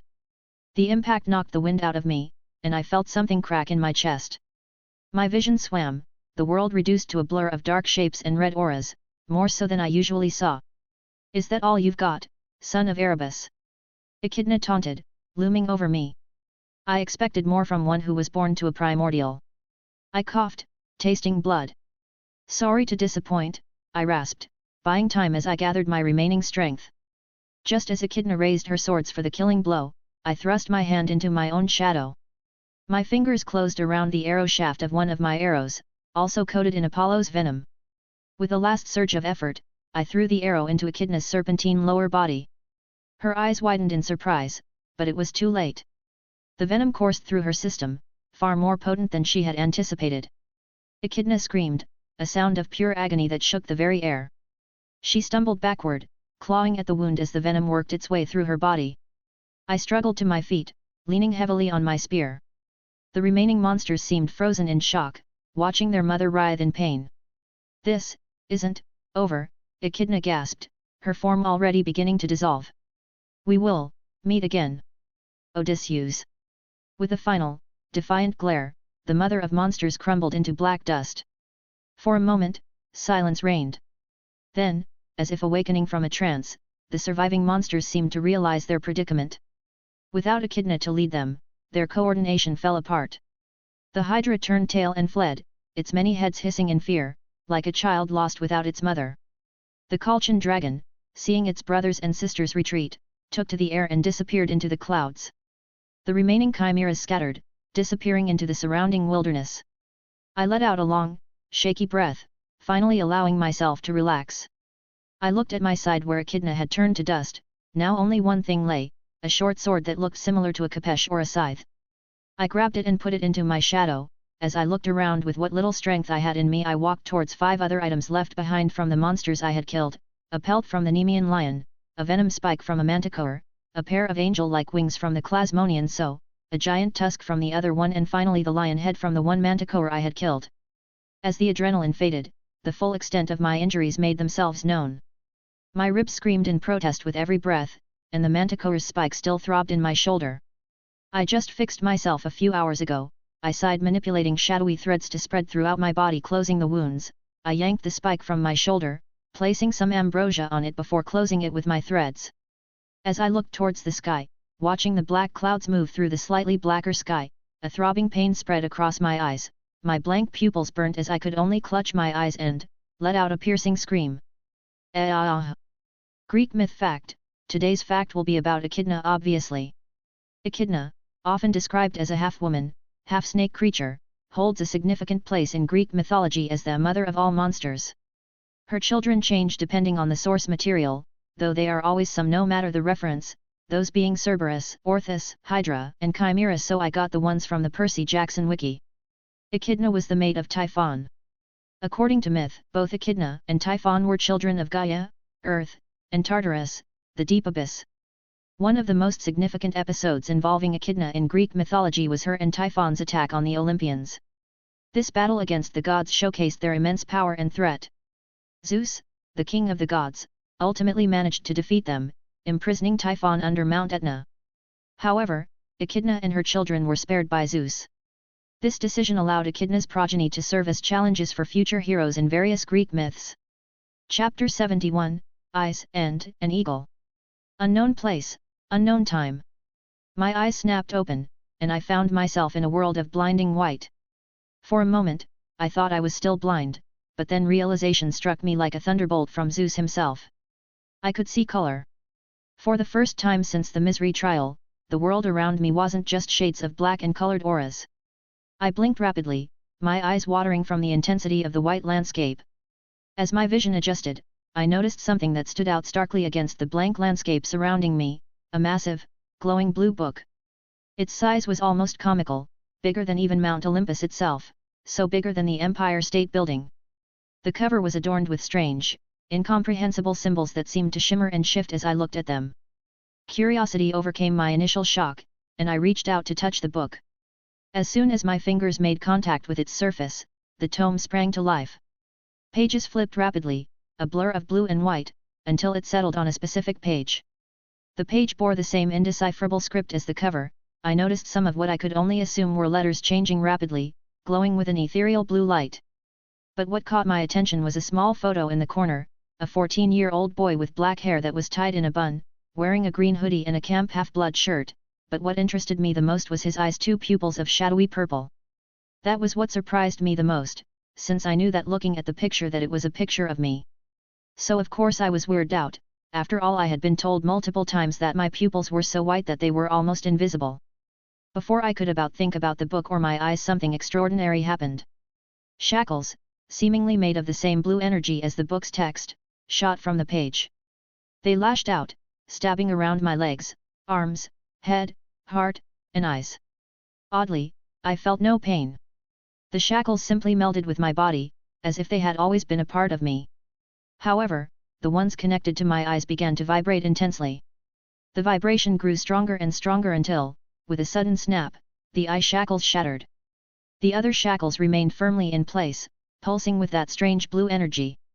I opened my mouth to speak, to question what was happening, but before I could utter a word, consciousness slipped away from me like water through cupped hands.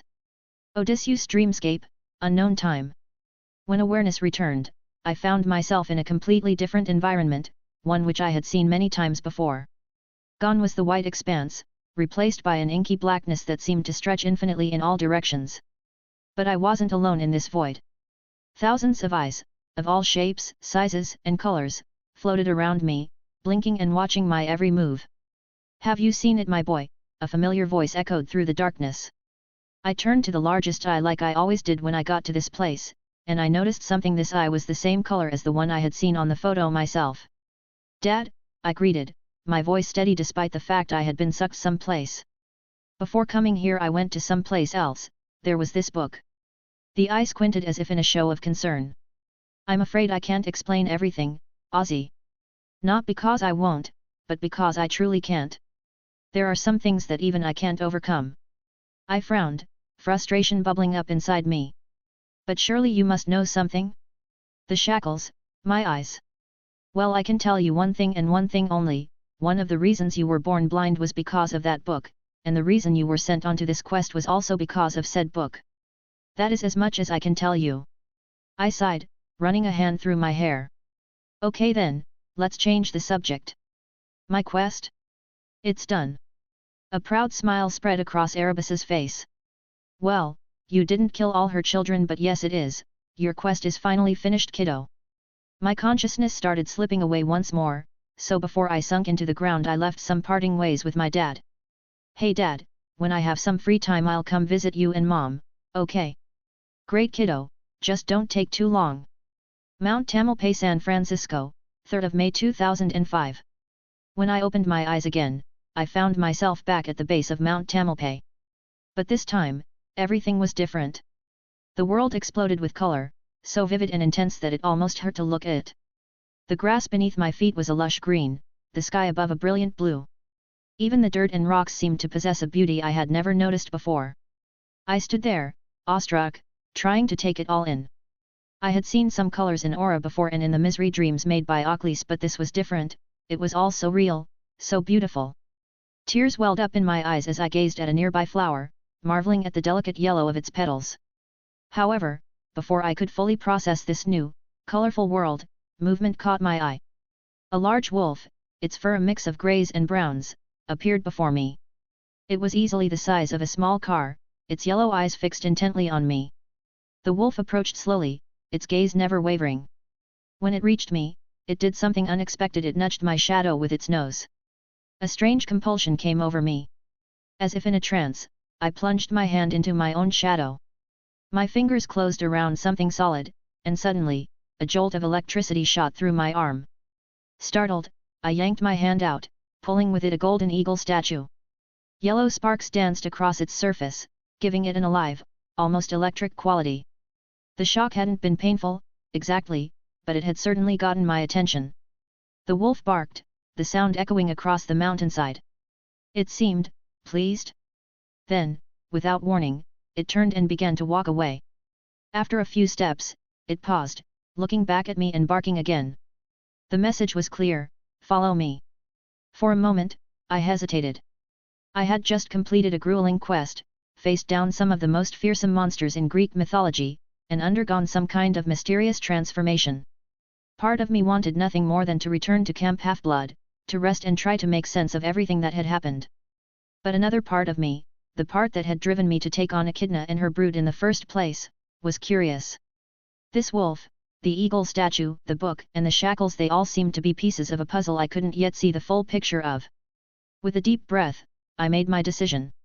I placed the golden eagle in my shadow once more and began to follow the wolf. Admiring the beauty around me, enthralled by everything like a kid at Disneyland.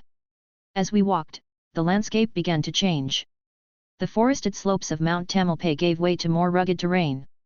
I noticed that we seemed to be heading north, though to where exactly, I couldn't say. The wolf maintained a steady pace, occasionally looking back to ensure I was still following. Despite its size, it moved with a grace that was absolutely supernatural. I couldn't shake the feeling that this wolf looked familiar. It reminded me of the stories I'd heard about Lupa, the wolf goddess who trained Roman demigods.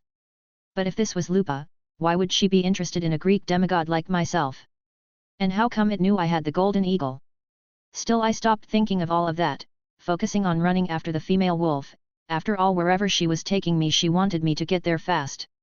Greek myth fact: today's fact will be about another river of the underworld, the river of fire, Phlegethon.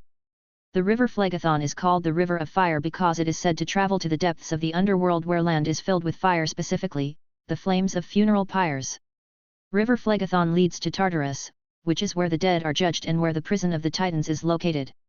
One version of the Persephone story is that her eating some pomegranate was reported to Hades by Ascalaphos, a son of Acheron, by an underworld nymph.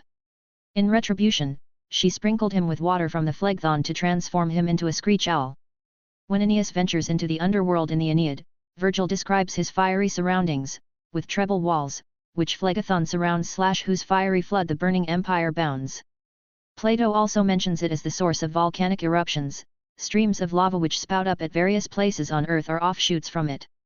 Chapter 72, Roman Camp.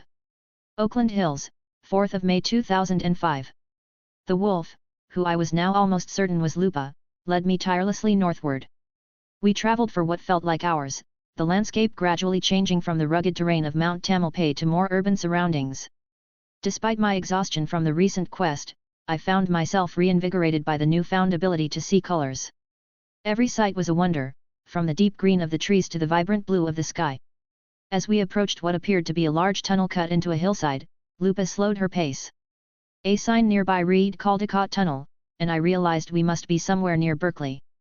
The wolf goddess led me not towards the main entrance, but to a small, inconspicuous maintenance door at one end of the tunnel.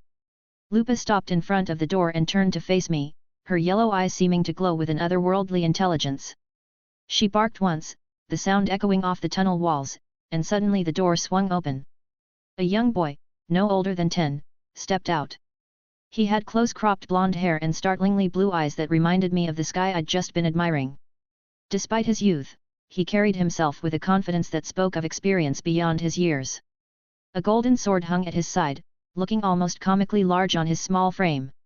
"Ave, Lupa," the boy said, his voice carrying a hint of excitement. Then his eyes fell on me, and his expression turned curious. "Who's this?" Before I could introduce myself, Lupa began to change. Her form shimmered and grew, morphing from wolf to woman. In moments, where the wolf had stood was now a tall, regal woman with auburn hair and the same piercing yellow eyes. She was dressed in Roman-style robes, and a silver circlet rested on her brow. "Jason," Lupa said, her voice warm as she embraced the boy. "This is Odysseus, a special case. He carries something of great importance to Rome." Jason's eyes widened, and he looked at me with renewed interest. "The eagle?" he asked, his voice barely above a whisper. Lupa nodded, and I felt compelled to speak. Yeah," I said, still a bit overwhelmed by everything that had happened. "I found it by accident up in Alaska. It's in my shadow right now." Jason's eyebrows shot up. "In your shadow? Are you a son of Pluto?" A grin formed on my face. "I'm more like his boss son." Jason blinked in surprise. "Pluto has a boss?" "Yeah, I think you guys call him Erebus." Then as if by magic, something seemed to click in his head, as if he had realized something. "Wait a minute. How do you know about being a demigod or the Roman gods? Also, what do you mean by you guys? And how come you aren't questioning this?" he finished saying as he pointed at his sword. "Well, I have one of those too," I replied, summoning my spear into my hand, laying my eyes on its true form for the first time, the celestial bronze almost glittering. Jason's eyes widened as he took in the sight of the celestial bronze spear materializing in my hand. He seemed momentarily at a loss for words, his gaze darting between the weapon and me. "That's impressive," Jason finally managed. "But you still haven't answered my questions. How do you know about all this? And what did you mean by you guys?" I took a deep breath. "Well, the truth is, I'm a Greek demigod. I've known about this world for a while now." Jason's jaw dropped. "Greek? But, how? I thought that we didn't exist." I finished with a wry smile. "Yeah, it's complicated. But we're out there. Now, what about you? You mentioned Pluto earlier, so I'm guessing you're Roman." Jason nodded, still processing this revelation. "Yeah, I'm a son of Jupiter. My father is king of the gods." Something clicked in my mind. "Wait a second. What's your last name?" "Grace," Jason replied, a hint of wariness in his voice. "Jason Grace. Why?" My expression softened. "Jason, do you know about Thalia?" Jason's eyes widened in shock. "How do you know about my sister?" My voice was gentle as I replied, "Thalia and I were close. We went through a lot together." "Where is she?" Jason asked eagerly. "Is she okay?" My face fell, and I struggled to find the right words. "Jason, I'm so sorry." "Thalia, she was struck down. She sacrificed herself to save her friends and was turned into a tree on Half-Blood Hill." Jason staggered back as if he'd been struck. "No, that can't be." Lupa, who had been silently observing our exchange, finally spoke up. "Perhaps it would be best if you two continued this conversation as Jason shows you around the camp, Odysseus. There is much to discuss, and I believe you both have stories to share." Jason nodded numbly, still reeling from the news about his sister. Yeah, that's a good idea. Come on, Ozzy. I'll show you around. As we entered the camp, people began to murmur and stare at me, the newcomer being escorted by Jason, a centurion. I took in the sights of the Roman camp, noticing the differences from Camp Half-Blood. So, what's the deal with this place? I asked, trying to distract Jason from his grief. How does it all work? Jason explained the camp hierarchy, the cohorts, and the various traditions of Camp Jupiter as we walked. We have 5 cohorts, he said, pointing to different areas of the camp. The first is considered the most prestigious, and the 5th, well, let's just say they've seen better days. I nodded, taking it all in. And you're a centurion? That's like a leader, right? Yeah, Jason confirmed. Each cohort has 2 centurions. I'm one of the youngest ever to hold the position. As we continued our tour, I couldn't help but marvel at the differences between this camp and Camp Half-Blood.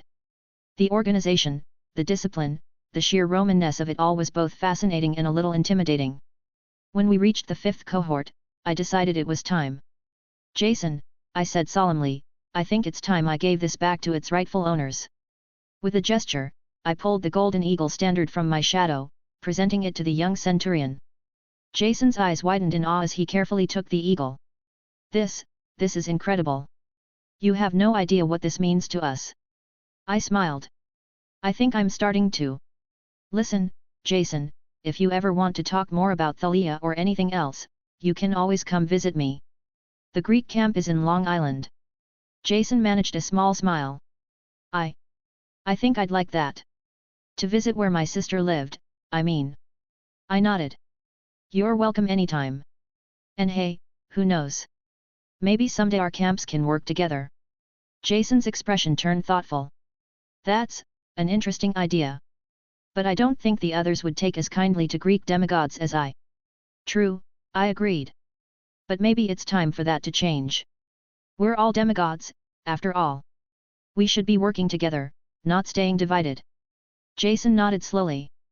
Maybe you're right. It's definitely something to think about. The tour came to an end, our discussion along with it. We now succumbed to an awkward silence. Thank you for showing me around, I said to Jason. And for listening about Thalia. I know it can't be easy, but if there is a way for me to save her, don't worry, I will find out. Jason swallowed hard. Thank you for telling me. At least now I know what happened to her.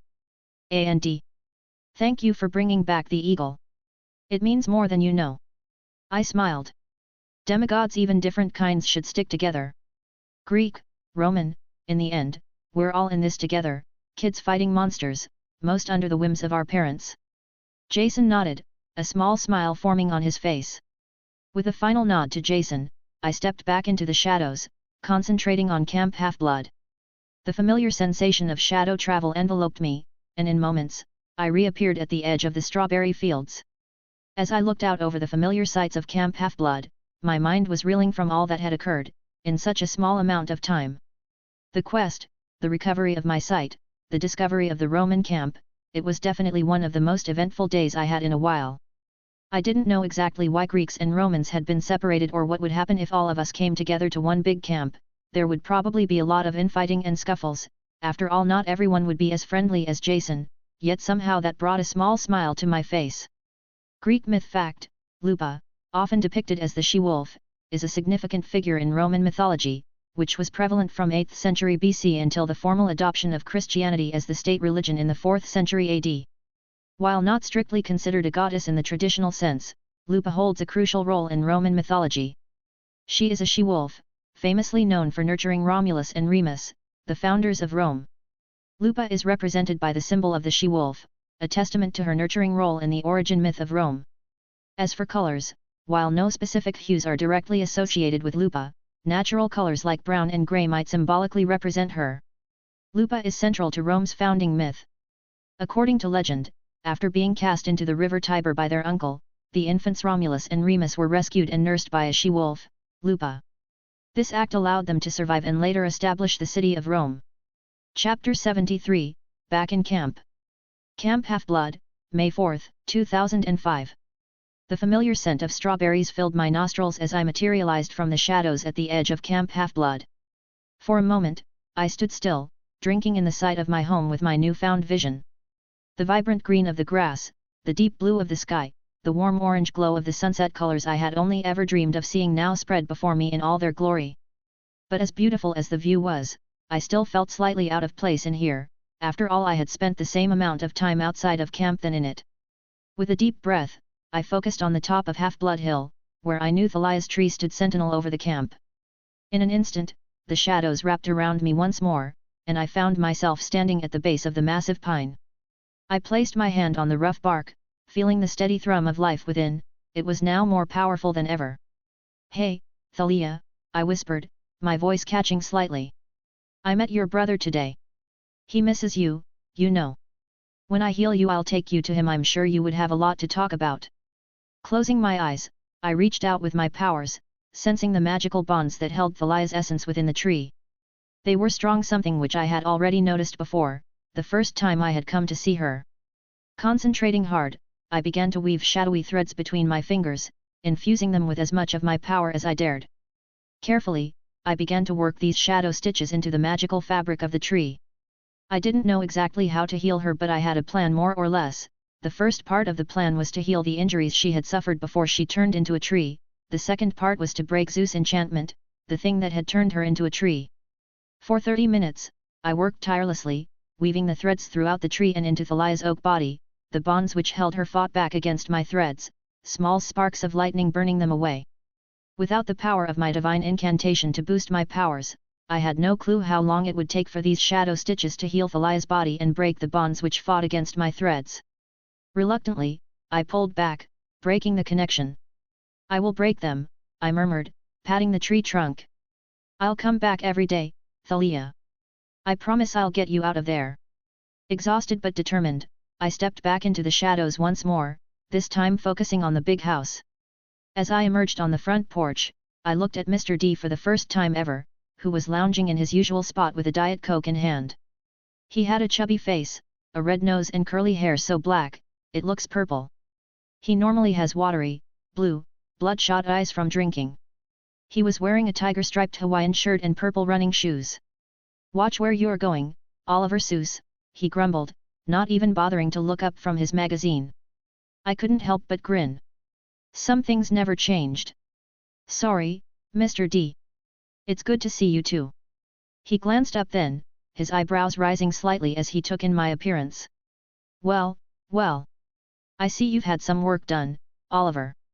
I must say, I dig the new eyes. Very mortal of you."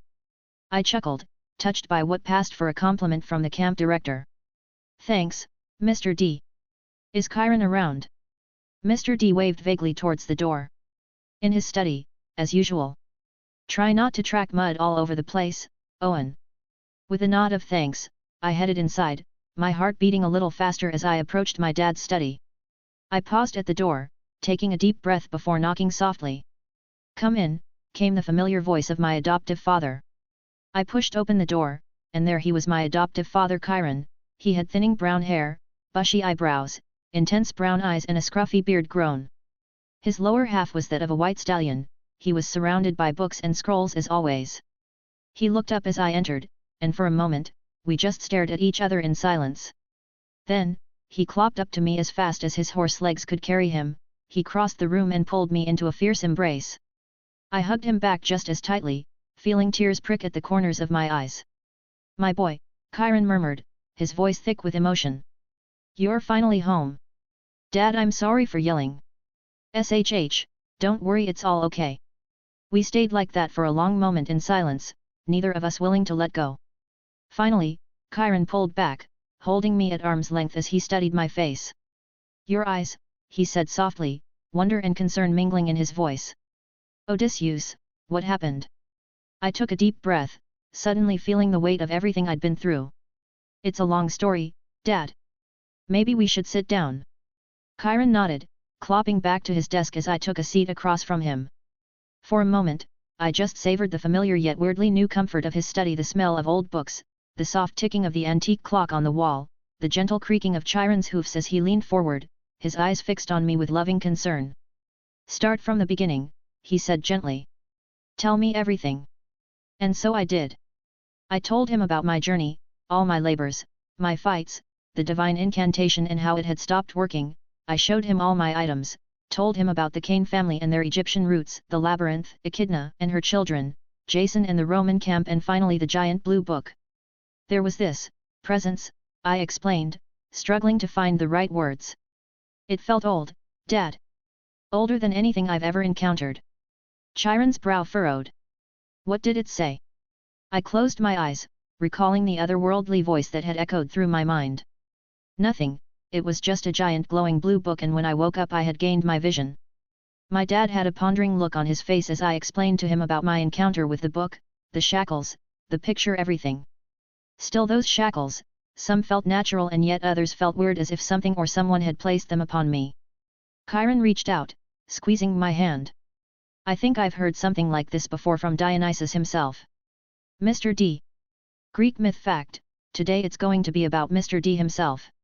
Dionysus was the Olympian god of wine, vegetation, pleasure, festivity, madness, and wild frenzy. He was depicted as either an older, bearded god or an effeminate, long-haired youth. Dionysus was a son of Zeus and the princess Semele of Thebes. During the course of her pregnancy, the god's jealous wife Hera tricked Semele into asking Zeus to appear before her in his full glory. Bound by oath, the god was forced to comply and she was consumed by the heat of his lightning bolts. Zeus recovered their unborn child from her body, sewed him up in his own thigh, and carried him to term. After his birth from the thigh of Zeus, Dionysus was first entrusted to the care of Silenus and the nymphs of Mount Nysa, and later to his aunt Ino, Semele's sister, and her husband Athamas. Hera was enraged when she learned of the boy's location and drove the couple mad, causing them to kill both their children and themselves. The Thracian king Lycurgus attacked Dionysus and his companions as they were traveling through his land and drove them into the sea.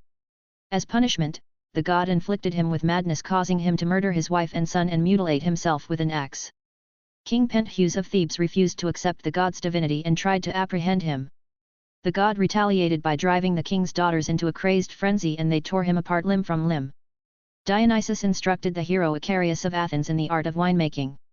However, some shepherds, upon drinking the wine, thought they had been poisoned and killed him. The sorrowful god then set him amongst the stars as the constellation Boötes.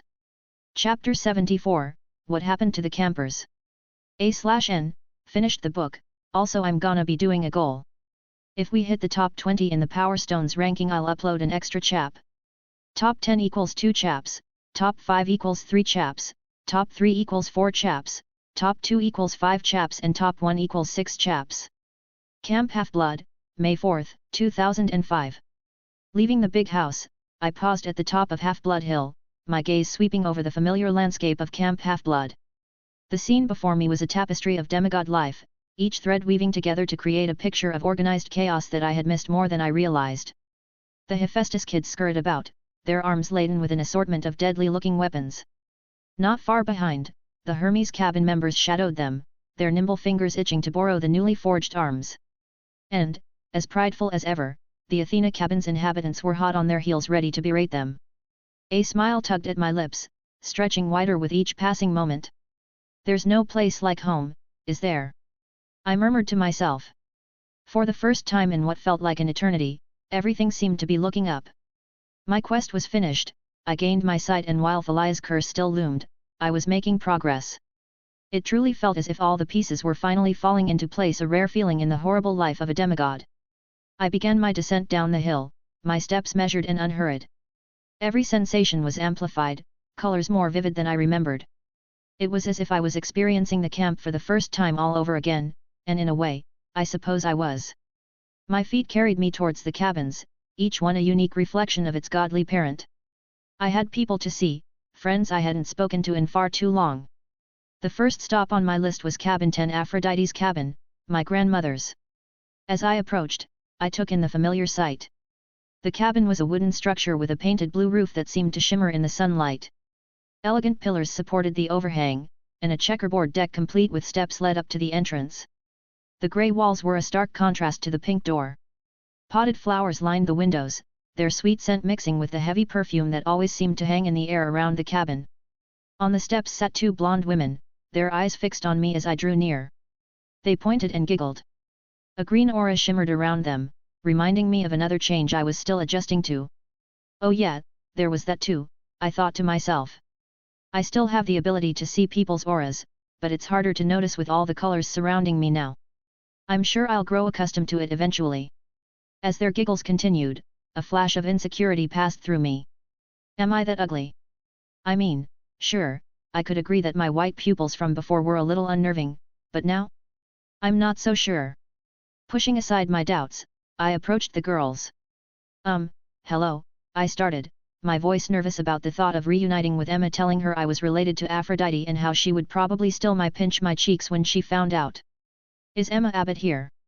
The two girls exchanged glances before whispering to each other. Despite their attempt at discretion, I could hear every word. Is there an Emma Abbott in our cabin? One asked. I haven't heard of one, the other replied. Maybe the boy is just confused. I've never seen him here before, after all. Wait, do you think he's a new camper? Their words hit me like a bucket of ice water. Before they could continue their speculation, I interrupted, my voice sharp with disbelief. Whoa, what do you mean I'm a new camper? In a gesture that felt both defensive and defiant, I reached for my shirt collar. The girls leaned forward, curiosity evident in their expressions, a light blush on their cheeks. I pulled out my camp necklace, adorned with 14 beads, 6 of which Dad had given me before I left the big house. The sight of it should have been explanation enough, but their confused expressions told me otherwise. Take me to your head counselor, I demanded, my tone leaving no room for argument. Now. The girls exchanged another glance before nodding reluctantly. They stood and began leading me away from the cabin, but not in the direction I expected. Instead of heading deeper into the cabin area, we were moving towards the Pegasus stables. As we walked, I couldn't help but notice the familiar grey auras surrounding most of the winged horses grazing in the greenery. They kept their distance, eyeing me warily as we passed. However, one Pegasus in the distance caught my attention. Its aura was different, a slight green that stood out among the sea of grey. I recognized it immediately, a spark of familiarity in this increasingly strange homecoming. The Pegasus approached, its nostrils flaring as it sniffed me curiously. I smiled, reaching out to pat its muzzle gently.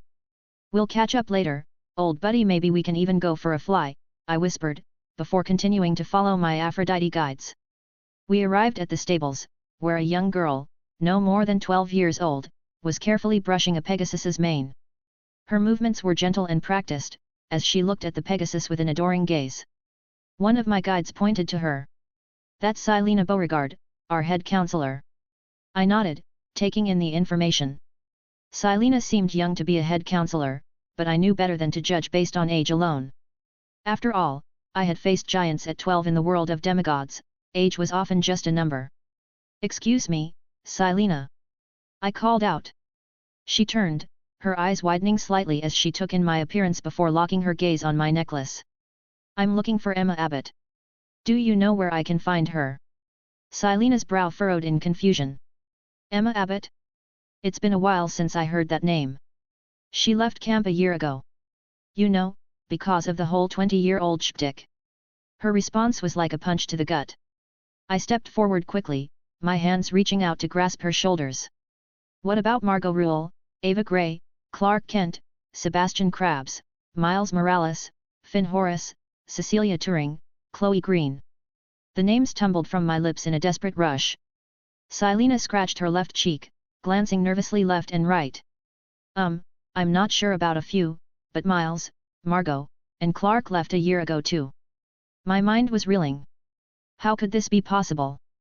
These were my friends, my family. I had already lost Kevin and Hugh. We had fought together, trained together. How could they all be gone? Let go of her, you're scaring her. A new voice cut through my thoughts, accompanied by a hand on my shoulder that spun me around. I found myself face to face with a tall, athletic 18-year-old. He had short-cropped sandy blonde hair, blue eyes, and a sharp nose. The sneaky look common to all Hermes demigod children was there, but two things drew my attention more than anything else. First was the thick, deep pale scar that ran from the bottom of his eye down to his chin. The second was his aura. Behind him was another figure, one which looked eerily familiar. Luke.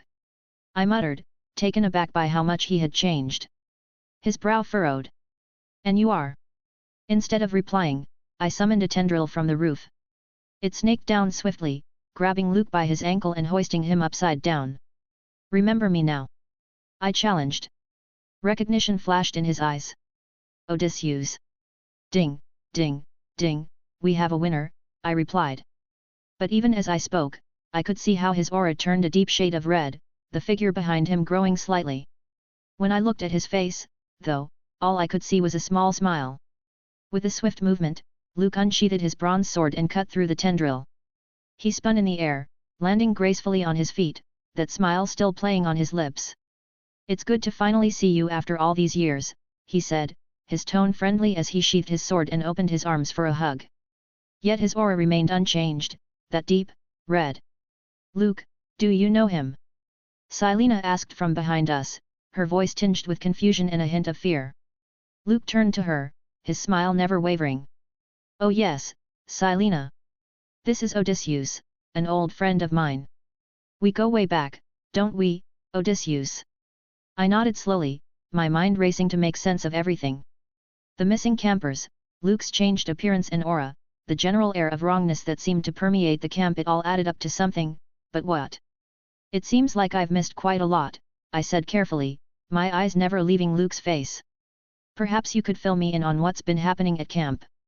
Luke's smile widened, but it didn't reach his eyes. Of course, old friend. There's so much to catch up on. Why don't we take a walk? I'm sure you'd like to see how the camp has changed. Greek myth fact. Today's fact will be about the sum of the abductings in Greek mythology. LOL, there are too many for just one of these. Just as the king of the gods had done with Europa when he transformed himself into a bull, Zeus disguised himself as an eagle to go after his next victim. His eyes fell on Ganymede, a prince from the island of Lesbos. The god kidnapped the boy and gave him the questionable honor of being his cupbearer, which meant Ganymede had to serve wine and be sexually available whenever Zeus felt like it. Cephalus, husband of Princess Procris, daughter of Athens' first king and queen, caught the eye of Selene, the moon goddess, who abducted him to her palace. However, Cephalus missed Procris and demanded to be released. Selene agreed but planted doubts about Procris's fidelity. Believing the goddess, Cephalus banished his wife. A year later, Procris returned, pleading for reconciliation. Cephalus accepted her back, but their story ended tragically when he accidentally killed her in a hunting accident. Chapter 75, Luke wants a rematch. Camp Half-Blood, 4th of May 2005. As Luke and I walked away from the stables, an uncomfortable silence settled between us. The camp bustled with activity around us, but it felt distant, as if we were in our own bubble of tension. So, Odysseus, Luke finally broke the silence, his tone deceptively casual. How was your little adventure? Must have been quite something to keep you away for so long. I could hear the underlying mocking in his words. It wasn't exactly a picnic, Luke, I replied, matching his false friendliness. But I've heard you also went on a quest, didn't succeed, but hey, I'm sure Loudon caused you a lot of trouble, didn't he? Luke's smile didn't waver, but his eyes hardened. Let's not talk about quests, after all I'm sure you're tired from yours. A little, though I'm a little sad I couldn't keep a cool souvenir like you. We'd reached the center of the camp now, near the arena. The sounds of clashing swords and cheering campers filled the air. Luke paused, turning to face me fully. You know what? Why don't we catch up properly? He suggested, a challenging glint in his eyes. How about a friendly spar in the arena? For old time's sake. I raised an eyebrow. Friendly, hey? Is that what we're calling it? Luke's smile turned predatory. Unless you're not up for it. I'd understand if you're out of practice. The taunt was clear. I felt my pride flare up, overriding my caution. Oh, I'm always up for a good fight. Lead the way, old friend. As we entered the arena, I noticed the stands were already packed with campers watching ongoing duels. But as soon as Luke stepped in, all eyes turned to us. The current match halted, the combatants stepping aside respectfully. Looks like we have an audience, I muttered. Luke grinned, clearly in his element. The more, the merrier. Unless you're having second thoughts. I scoffed. Not a chance. Luke turned to address the crowd. Fellow campers. We have a special treat today. An old friend has returned to camp, and he's graciously agreed to a friendly match. The crowd murmured excitedly. I could hear whispers, campers wondering who I was and why they'd never seen me before. Luke continued, now, to keep things fair, I suggest we stick to basic combat skills. No powers. He turned to me, his smile challenging. What do you say, Odysseus? Think you can handle that, or are you too scared to fight without them? I couldn't help it. I laughed. The idea that Luke thought he could beat me without my powers was almost endearing in its arrogance. Oh, Luke, I said, shaking my head. If that's what you want, who am I to argue? A flicker of annoyance passed over Luke's face at my confidence, but he quickly masked it. Excellent. Shall we begin? Luke unsheathed his sword, the bronze blade glinting in the sunlight. I held out my arm, focusing on the Greek helmet tattoo that imprinted on my hand. With a thought, my spear materialized in my hand, its familiar weight comforting. The crowd gasped at the display. I heard one camper whisper, "Did you see that? He summoned a weapon. Is he a son of Ares?" Luke's eyes narrowed slightly, but he said nothing about my choice of weapon. Instead, he called out, "First to yield or be disarmed." I nodded. Works for me. We began circling each other, the arena silent except for the scrape of our feet on the dusty ground. I studied Luke's movements, comparing him like he was now and when he confronted me at the Lias tree. He was more confident now, his stance speaking of years of intense training, but I still had more. Luke made the first move, lunging forward with a quick thrust. I parried easily, the clash of bronze on bronze ringing out. We exchanged a flurry of blows, testing each other's defenses. As we fought, I couldn't help but notice the changes in Luke's fighting style. It was fluid and graceful. I didn't want to admit, but if I were using a sword he might cause me a bit of trouble. "You've improved," I commented as I deflected another strike. Luke's response was a grunt and a particularly vicious swipe at my midsection. I jumped back, the blade missing me by inches. "What's the matter, Luke?" I taunted, unable to help myself. Feeling frustrated. His eyes flashed with anger. "You have no idea what frustration is," he snarled, pressing his attack with renewed vigor. I found myself on the defensive, Luke's fury translating into a barrage of powerful strikes. But I was calm. After all, battling with Hector had taught me two ways of fighting. The first was acting and the second reacting, but no matter which way you fought you had to control the fight the way you wanted, and that was exactly what I was doing. "Is this what you've been doing while I was gone?" I asked between parries. "I don't find it weird how Laden turned you into a scary puppy." "Shut up!" Luke growled, his next strike wild and uncontrolled. I saw my opening. As his sword swung past me, I stepped inside his guard. In one fluid motion, I brought the butt of my spear up, catching him under the chin. Luke stumbled back, momentarily dazed. The crowd gasped. I pressed my advantage, my spear a blur as I drove Luke back across the arena. He managed to parry most of my strikes, but I could see the strain on his face. "What happened to you, Luke?" I asked, my voice low enough that only he could hear. "You're sweating." "Shut up, you don't know anything about me," Luke spat back. "You were the person who left Thalia alone?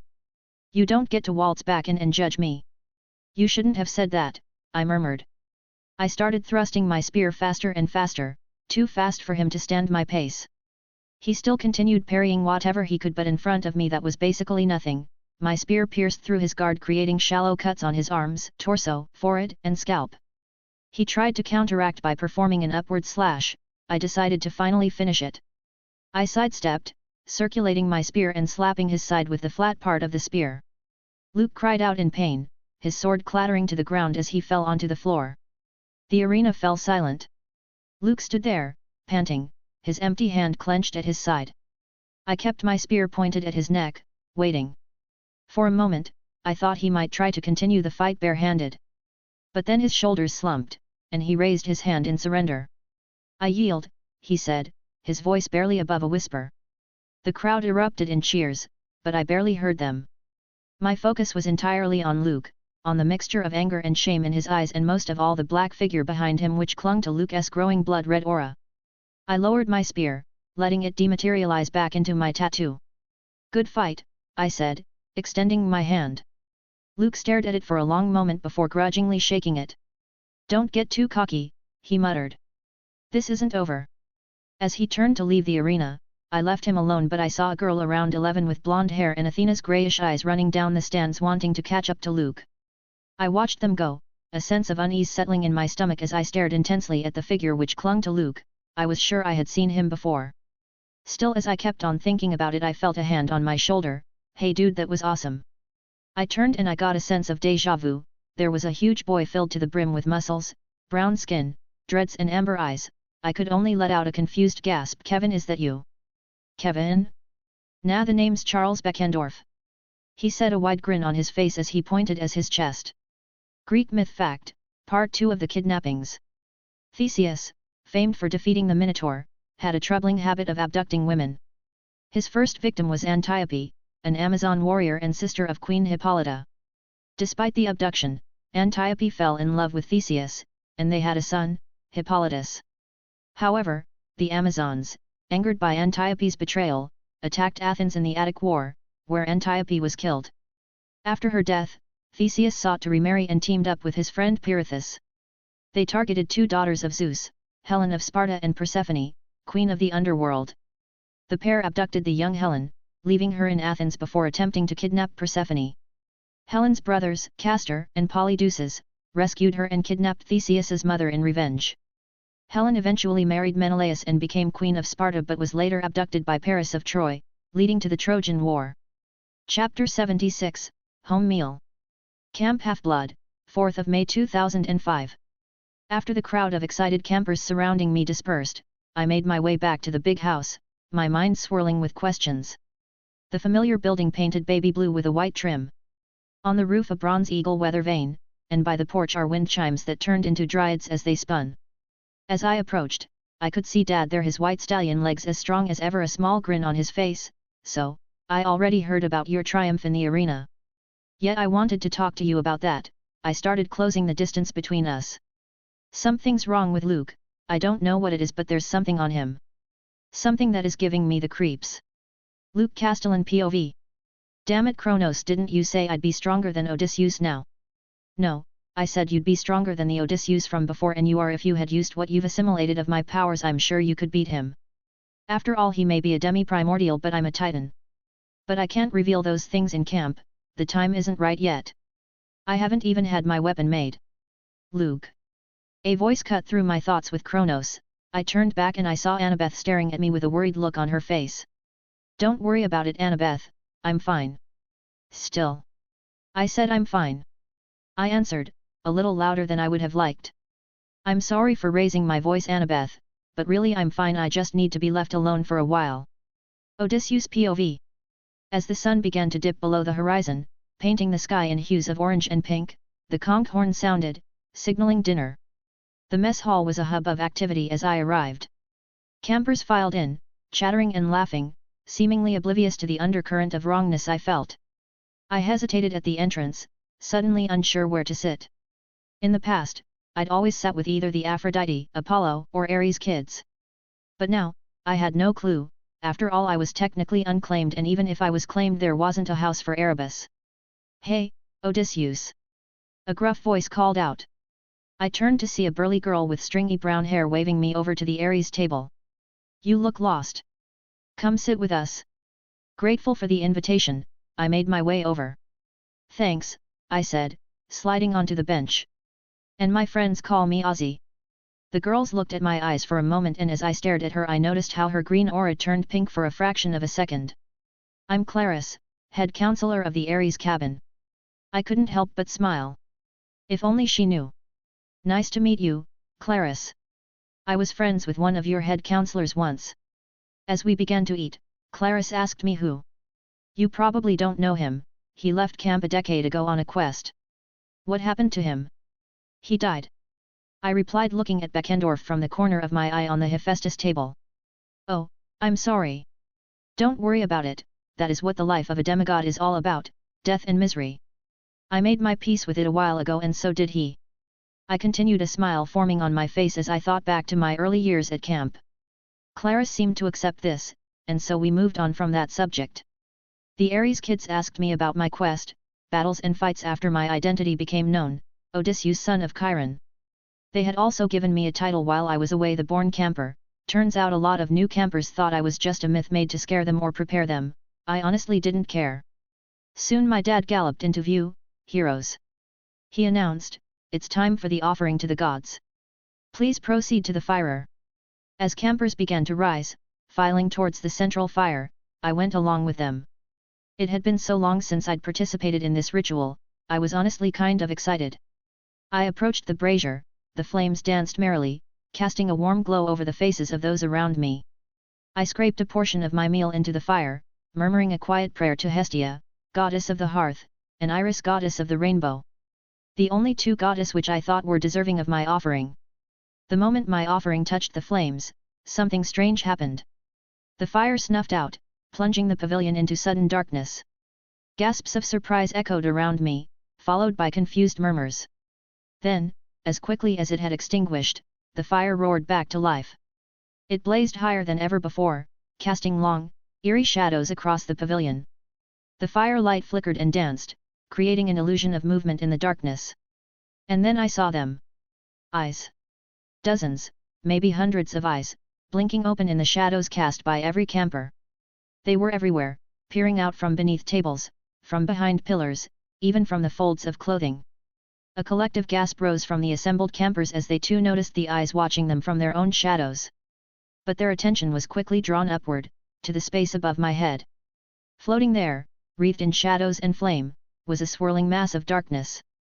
As I watched, it coalesced into a shape, an amalgamation of eyes and writhing tendrils, constantly shifting and reforming. The pavilion fell into a hushed silence, broken only by the crackling of the supernatural flame. I could feel every eye on me, a mixture of awe and fear in their gazes. Chiron stepped forward, his face a mask of shock and was that recognition? He bowed deeply, an action mirrored by every camper in the pavilion. It is determined, he announced, his voice ringing out in the silence. Hail, Odysseus, son of... But before he could finish, the fiery symbol above my head flickered and vanished, along with all the eyes in the shadows. The brazier's flame returned to normal, leaving us all blinking in the sudden return to ordinary light. I stood there, smiling, thinking of how my father was just laughing in the underworld, knowing the scare that he had caused on some demigods. Honestly, I wondered why I hadn't caught his flair for the dramatic. As the other campers began to whisper among themselves, theories and speculation flying, I couldn't help but let out a soft, rueful chuckle. Hey, I said, more to myself than anyone else, I forgot I've never been claimed. The irony wasn't lost on me. After years of talking with my dad from time to time, playing catch with him, having been cheered on by him like a father at his son's baseball game, I had gotten more time with my godly parent than any other demigod I knew, and yet I had never been claimed. So for just today I decided to embrace my father's dramaticism. I lifted my hand upwards. Tendrils shot from every shadow that was cast by the flames.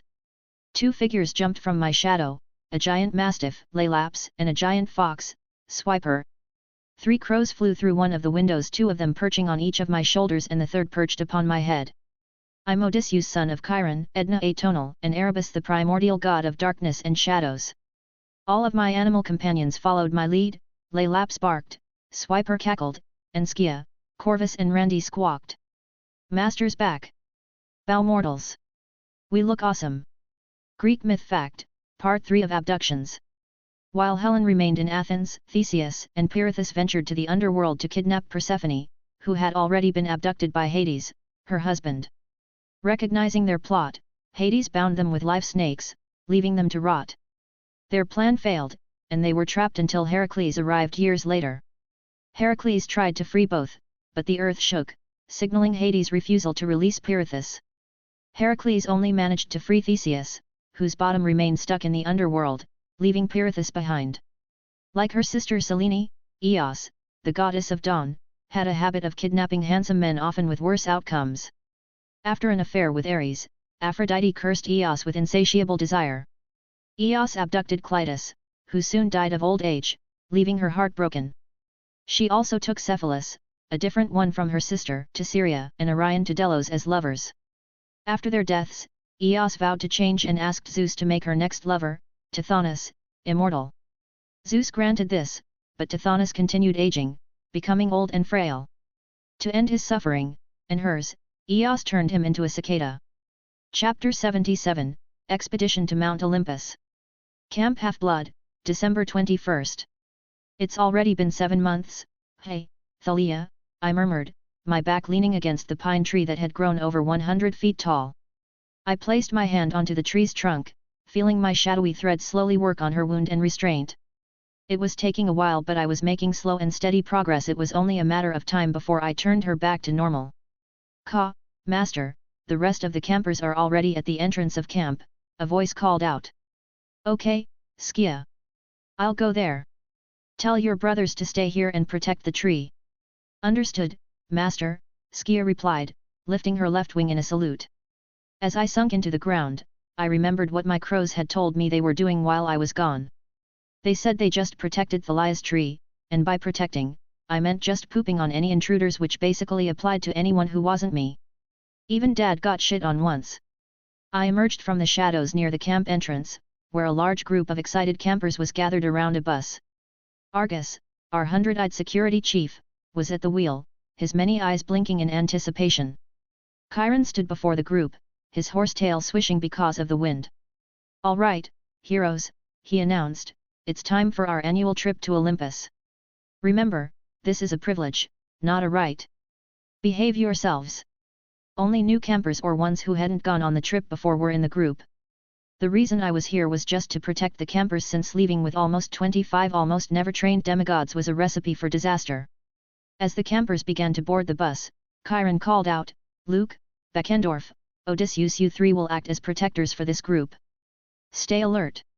Luke nodded curtly, avoiding my gaze as he boarded the bus and took a seat at the front near Chiron. Beckendorf gave me a friendly nod, gesturing towards the back of the bus. "Shall we?" As we settled into our seats, the bus rumbled to life. Argus maneuvered us out of Camp Half-Blood and onto the road toward New York City. The chatter of excited demigods filled the air, but I couldn't help but feel bored. After all, I had already gone to Olympus like 6 times. "So," Beckendorf said, breaking into my thoughts, "which gods do you think will show up today?" He nodded toward the sky, almost as if he were already looking at the Empire State Building. I shrugged, trying to appear nonchalant. "I think there will be 4 or 5. The horny king, the crazy wife, the Machiavellian girl, and the raging child. The usual. I don't expect anyone else." Beckendorf chuckled. "You're really gonna anger them if you keep talking about them like that." "Probably," I admitted with a grin. "But I've already got a list of gods who hate me longer than a cyclops' arm, so what's a few more?"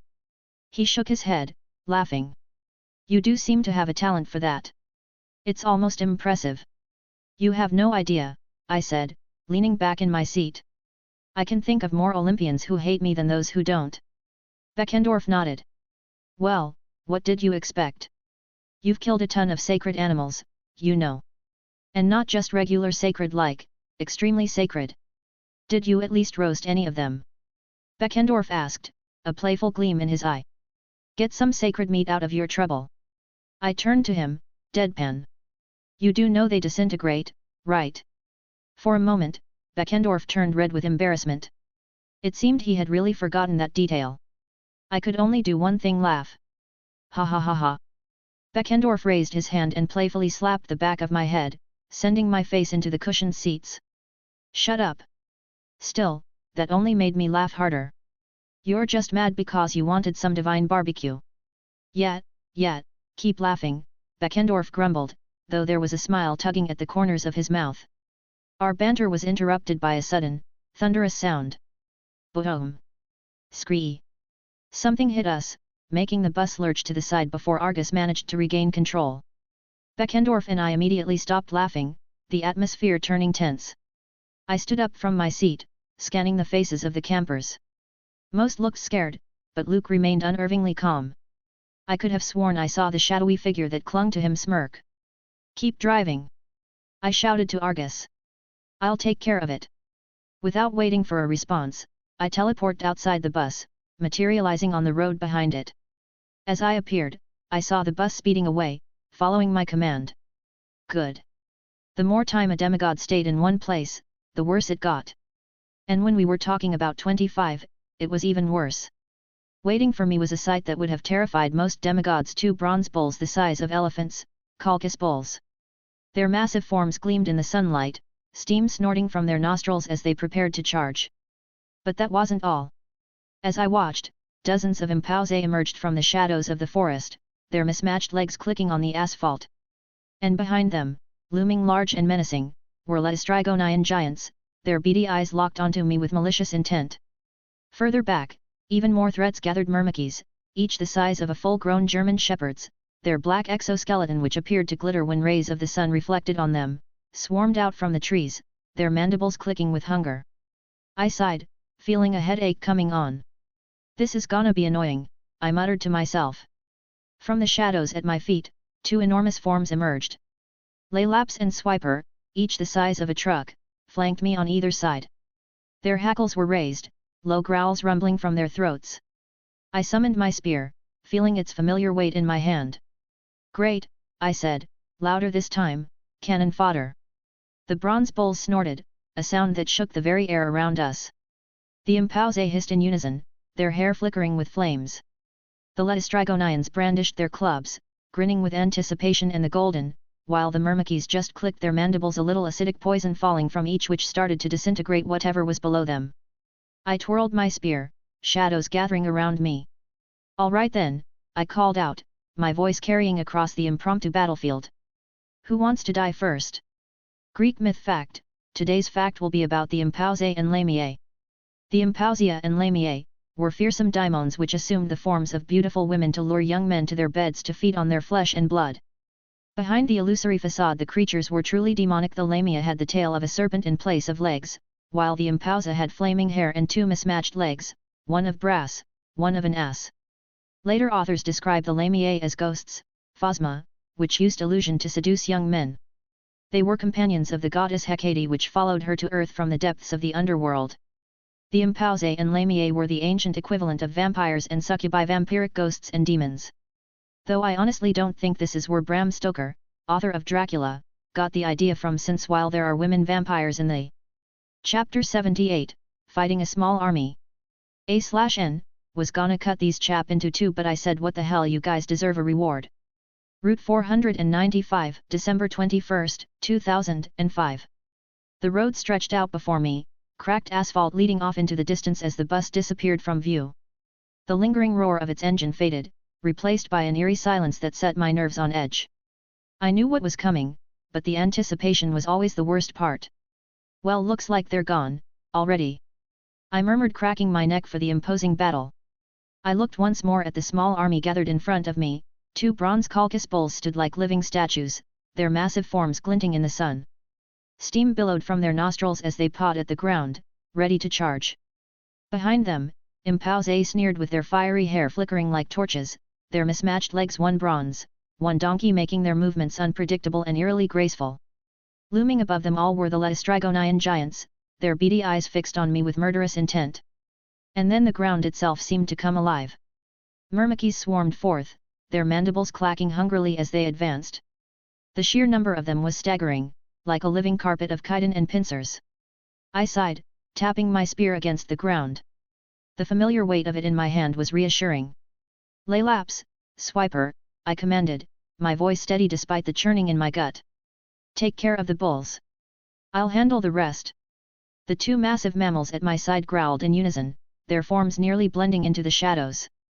Without hesitation, they launched themselves at the bronze automatons, moving faster and more ferociously than ever before. All those months of training were about to be put to the test. The bulls barely had time to react before Laelaps lunged at the first one, his powerful jaws clamping down on its metallic neck. Sparks flew as teeth met bronze, the sound of grinding metal filling the air. Swiper circled the other, snarling and snapping at its legs, forcing it to stumble and pivot awkwardly.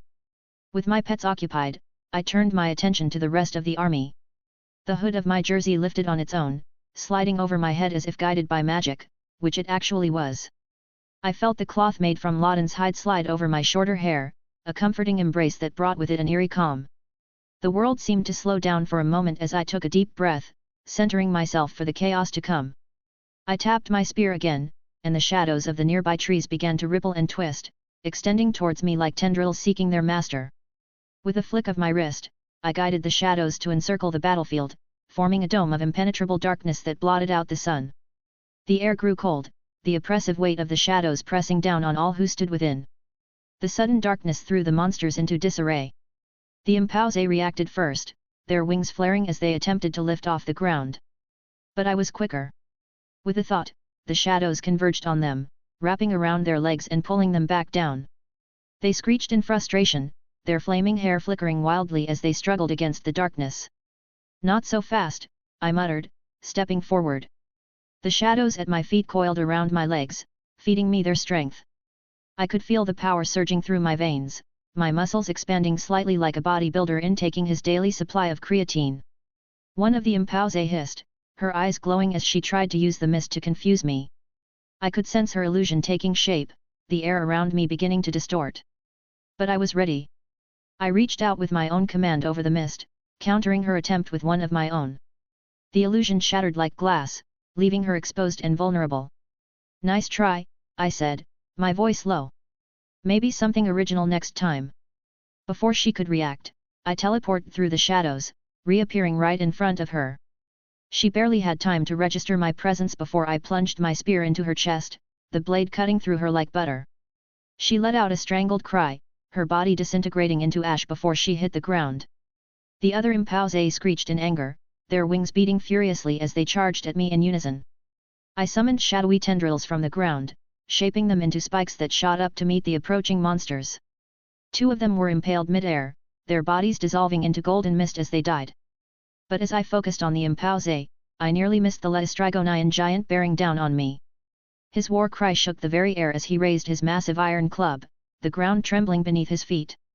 I barely had time to dodge, the club smashing into the ground where I had just been standing with enough force to shatter the asphalt. The giant's attack sent chunks of road flying in all directions. I felt a sharp pain as a piece of debris sliced across my cheek, warm blood trickling down my face. The taste of copper filled my mouth, and I spat, my saliva tinged red. Quickly I created shadowy threads that stitched the wound shut. "Cheap shot, you aren't getting any more," I quickly countered by summoning my short blade from the shadows, as a small tendril passed over my hand. The weapon materialized in my hand, the hilt shaped like a serpent with twin tails. I slashed at the giant's exposed side, the hooked end of the blade catching on his leather armor and tearing it open. He howled in pain, swinging his club wildly in retaliation. I teleported again, reappearing behind him. Before he could react, I drove the blade into his back, twisting it for good measure. The giant let out a choked gasp, green blood oozing from the wound as he fell to his knees. I finished him off with a swift stab to the heart, his body collapsing into a heap before disintegrating into a golden puff of smoke. But there was no time to catch my breath. More myrmidons swarmed around me, their acidic venom spraying from their mandibles. I quickly summoned dual-jit knives from the shadows, as I turned around letting the acid hit my clothes. The sizzle of the venom against the monster fabric filled the air, along with the acrid smell of chemicals. The myrmidons' exoskeletons were tough, but not invulnerable. I lunged at the nearest one, jabbing the jit into its joints and twisting until the exoskeleton cracked. The creature screeched as it fell apart, its insides spilling out onto the ground, and turning to ash soon after. One of the myrmidons managed to land a hit, its mandibles biting into my jersey but unable to penetrate it. I felt the pressure of its jaws, a reminder of how close I was coming to serious injury. Gritting my teeth, I turned around and struck down with my knives, impaling the ant's brain and turning it to ash. The battlefield was chaos. Laelaps and Swiper were still engaged with the Calcus bulls, the sound of metal grinding against metal mixing with snarls and bellows. Impause darted through the air, their attempts at charm speak creating a disorienting buzz in the back of my mind. Giants roared and swung their clubs, creating miniature earthquakes with each step. And through it all, the myrmidons kept coming. For every one I cut down, two more seemed to take its place. Their mandibles clicked incessantly, the sound grating on my nerves and making it hard to focus. Taking a split second to assess my surroundings, I noticed a large boulder at the edge of the shadowy dome. With a grunt of effort, I reached out with my powers, wrapping tendrils of shadow around the massive rock. Using every ounce of strength I could muster, I lifted the boulder and hurled it towards the densest cluster of myrmidons. The impact was devastating. Dozens of the ant monsters were crushed instantly, their bodies bursting into puffs of golden dust. The survivors scattered in confusion, their formation broken. But my moment of triumph was short-lived. A searing pain exploded in my side as an impause's claws raked across my ribs. I stumbled, nearly dropping my weapons. It hadn't cut through my cloth but it still hurt like hell. "You'll pay for that, half-blood," the impause hissed, her eyes glowing with malevolent glee. Gritting my teeth against the pain, I spun to face her. "Let's see who will pay," I growled, channeling my anger and pain into my shadow powers. The darkness around us thickened, tendrils of shadow wrapping around the impouse's limbs. She shrieked in surprise and fear as I lifted her off the ground, suspending her in mid-air. "Let me go!" she wailed, her charm speak washing over me ineffectively. "As you wish," I said coldly, and with a flick of my wrist, I slammed her into the ground with bone-crushing force. She exploded into dust on impact, leaving nothing behind but a fading echo of her scream. The battle raged on, seeming to stretch into eternity. My muscles burned with exertion, and my breath came in ragged gasps. Sweat stung my eyes, mixing with blood from various cuts and scrapes. But I couldn't stop. I wouldn't stop. I lost track of how many monsters I'd slain. My world narrowed to a cycle of dodge, strike, teleport, repeat. The shadows responded to my every thought, changing from tendrils, barbs, shields, spears, spikes, and anything else I could think of. At some point, I became aware of Laestrygonian and Swiper rejoining the fray. The Colchis bowls lay in ruins, reduced to scattered piles of bronze scrap.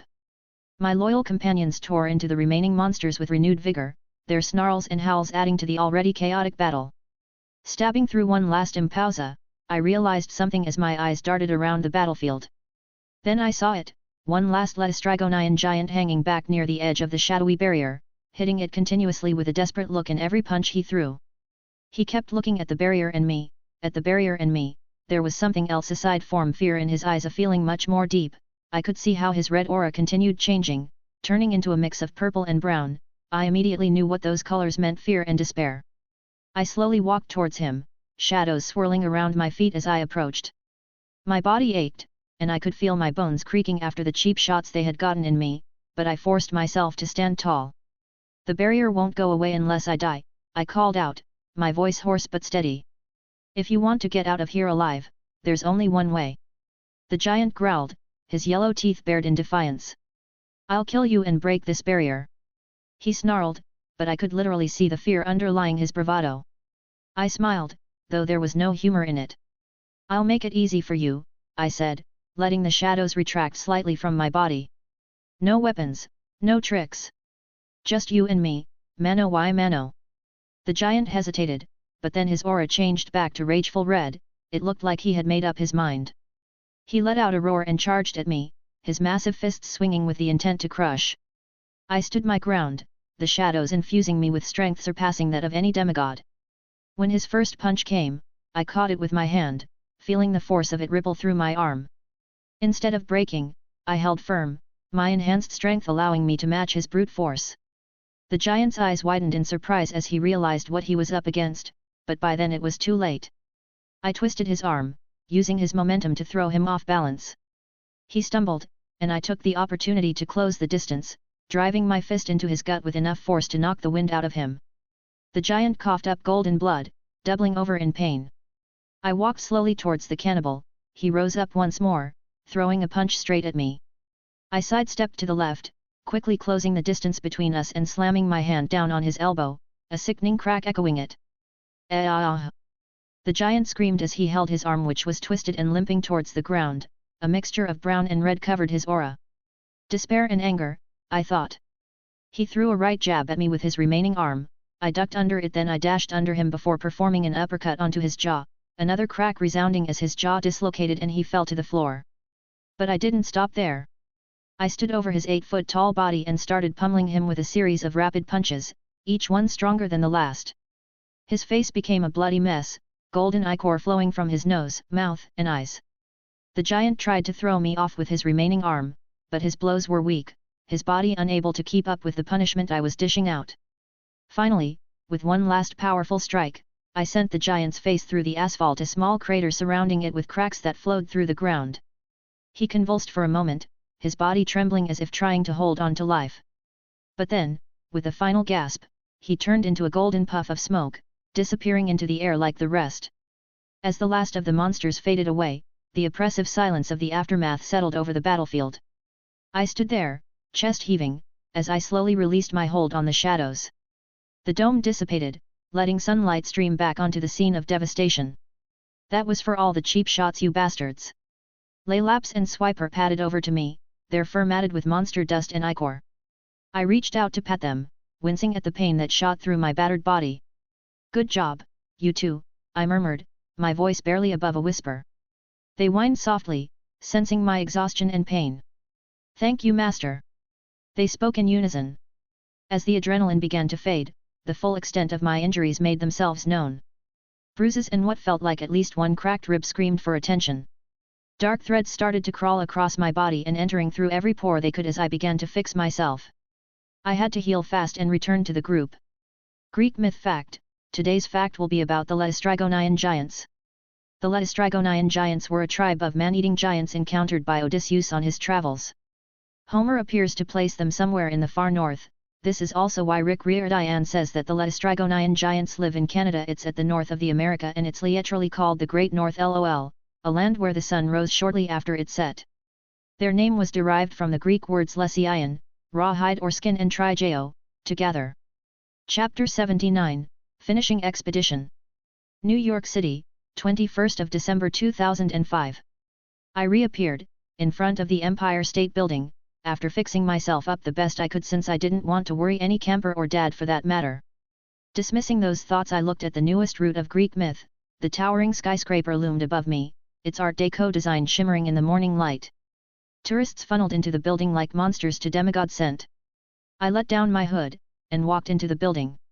The lobby was bustling with activity, the grandeur of the building lost on the throngs of people who hurried to and fro. The floor manager, an older man in a crisp suit, stood near the elevators, his eyes scanning the crowd. As I approached, I gave him a nod. He returned the gesture with a subtle incline of his head, his expression neutral. He knew who I was. After all, I had seen this man 7 times already. I stepped into the elevator, the doors sliding shut with a soft hiss. The inside of the elevator was lined with mirrors, reflecting an infinite number of versions of myself back at me. I let out a breath and dispelled the mist that clouded the minds of mortals, revealing the true nature of the elevator. The polished metal panel now displayed a single button, 600th floor. With a firm press of my finger, the elevator hummed to life. I leaned back against the wall, feeling the familiar, almost soothing vibration as it ascended quickly, my skin rippling up from the speed. The elevator finally came to a sudden halt, making me stumble for a second, then the doors slid open with a quiet chime. I stepped out onto the marble floor of the Olympian reception hall, the grandeur of the place always failing to impress, no matter how many times I had been here. Pillars of white marble reached up to a sky that seemed endless, while the air buzzed with scent of horniness and self-entitlement. Ahead of me, a group of campers was gathered, their faces alight with awe as they watched the muses perform, the only one good thing that came out of these tours. The 9 sisters sang in perfect harmony, their voices weaving together a melody that filled the entire hall with a sense of peace and joy. The campers, most of whom were on their first trip to Olympus, were entranced, charm speak at its best. Ladies and gentlemen, their eyes wide as they stared blankly at the minor goddesses. I spotted Beckendorf near the edge of the group, his large frame standing out even among the taller campers. He noticed me as I approached, a grin spreading across his face. "There you are, Ozzy. We were beginning to think you were in trouble or something." I smirked, stepping up beside him. "I had a little detour, nothing I couldn't handle." Beckendorf chuckled, his deep voice rumbling. "Slight? You were gone for 2 hours. I've never seen Chiron that anxious before." "What can I say, it took a while to get rid of the pests," I replied, my tone light but with an edge of truth. "Still, Swiper and Laylaps helped a bit." He smiled at my words. "I still can't believe you have 2 divine beasts, Mr. Special." "Meh, not my fault, I've got a caring godly parent," I replied, my gaze shifting to Beckendorf, who now had a sad smile on his face. "Sorry man, that was insensitive of me," I added, placing my hand on his shoulder. "Did your dad show up this time?" Beckendorf just shook his head as he continued to stare at the singing muses. "Don't worry dude, you are the best smith in camp, I'm sure one day you'll meet him." "Yeah, here's to hoping," Beckendorf sighed. It wasn't long before the muses finished performance and our group continued moving, which was when I caught Luke's figure at the front of the pack. Along with Luke a little more at the middle was Dad, his equine form towering over the younger demigods. His expression was calm, but I could see the tension in his posture, the way his tail flicked every so often. I could tell he was anxious, so giving Beckendorf an encouraging smack on his shoulder and started moving through the group of mostly 11 to 12-year-old campers. "So, what happens now?" I asked Beckendorf, leaning casually against one of the marble pillars. I touched my father's back, gaining his attention. He turned slightly and we caught each other's gaze before he released a sigh of relief. "Ha, you're okay. Come on Dad, you know I'm stronger than that. I've gone on a quest for 8 years and hunted some of the most dangerous monsters in our mythos. Still a father can't help but worry," he added as he ruffled my hair with his hand, since he basically had 3 heads over me. "Thanks Dad, but I wouldn't worry about me. The worrying thing was the number of monsters. I know that we are a ton of campers, but there were too many, almost as if it were a prepared attack, to I don't know keep me there." My dad just listened to my words intently. "Then I think it's time we wrap this trip up and return to camp as quickly as possible. Everyone get in groups of 12 and start taking the elevator back down. The first group will be led by Luke." As the campers walked back to the elevator, the first group started to enter, and when the door closed for just a single moment I could see a small smile on his face, an eerie smile. Beckendorf and myself led the second group down the elevator. While we were traveling at sonic speeds, he asked me, "Hey dude, are you okay? You're making a worse face now than when you came in." I looked at Beckendorf before replying, "Yeah, I'm fine, just been thinking about something." "Whatever you..." I interrupted him in the middle of his sentence. "I need my knives repaired." "You already damaged them. Have you been using the whetstone?" Beckendorf kept on telling me the correct way to care for a weapon all the way outside of the elevator, into the bus and back to the camp, but every once in a while I would drift away my gaze as I stared at Luke, his flaring red aura and the black figure which clung to him. Dad and I had already been monitoring him for the past year, but there wasn't any real weird activity from his side. So the best degrees to sharpen your knives is at 30, though 45 is also acceptable. "Hey, are you listening? Proper weapon care is important, maybe not for your spear, but you should still do it." "Whatever you say, Princess Whetstone." Greek myth fact: today's fact will be about Mount Olympus itself. Located on the border between Thessaly and Macedonia and standing with its highest peak Mytikas at almost 10,000 feet, 2,918 m, Mount Olympus is the highest mountain in Greece and one of its most picturesque sights. Due to its majesty, remoteness, and beauty, it was only natural for the ancient Greeks to believe that it is also the home of their most important gods since very early times. It was from Olympus that the 12 principal gods, fittingly referred to as the Olympians, presided over the world. At Olympus, the gods feasted on ambrosia and drank nectar, and reveled to the tunes of Apollo's lyre. Of course, from time to time, they also quarreled between themselves, mostly over the fortunes of mortal beings. In time, Mount Olympus stopped referring to the actual mountain and became a much more mythical concept, often signifying the unreachable idyllic heaven located above the peaks themselves. Mount Olympus was considered the home of the gods at least since the time of Homer, and you can find numerous references to this in the Iliad, such as, for example, here, here, here, and here. In the 10th book of his Aeneid, Virgil vividly describes a divine assembly at Mount Olympus. Chapter 80, Dad and Bolt are gone. Camp Half-Blood, 1st of January 2006. The sun had barely risen over Camp Half-Blood when I left my room in the big house. As I approached Chiron's study, the familiar scent of old books and coffee wafted through the air. I raised my hand to knock, but hesitated. The usual sounds of hooves clip-clopping across the wooden floor or the rustle of papers were absent. I knocked anyway, my knuckles rapping against the worn oak door. No response. Frowning, I turned the handle and pushed the door open.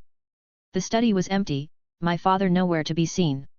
His wheelchair was gone too, the only thing out of place a half-empty cup of coffee growing cold on the desk. It wasn't like Dad to leave without telling anyone, especially not me. I stepped out onto the porch, my eyes scanning the campgrounds for any sign of him.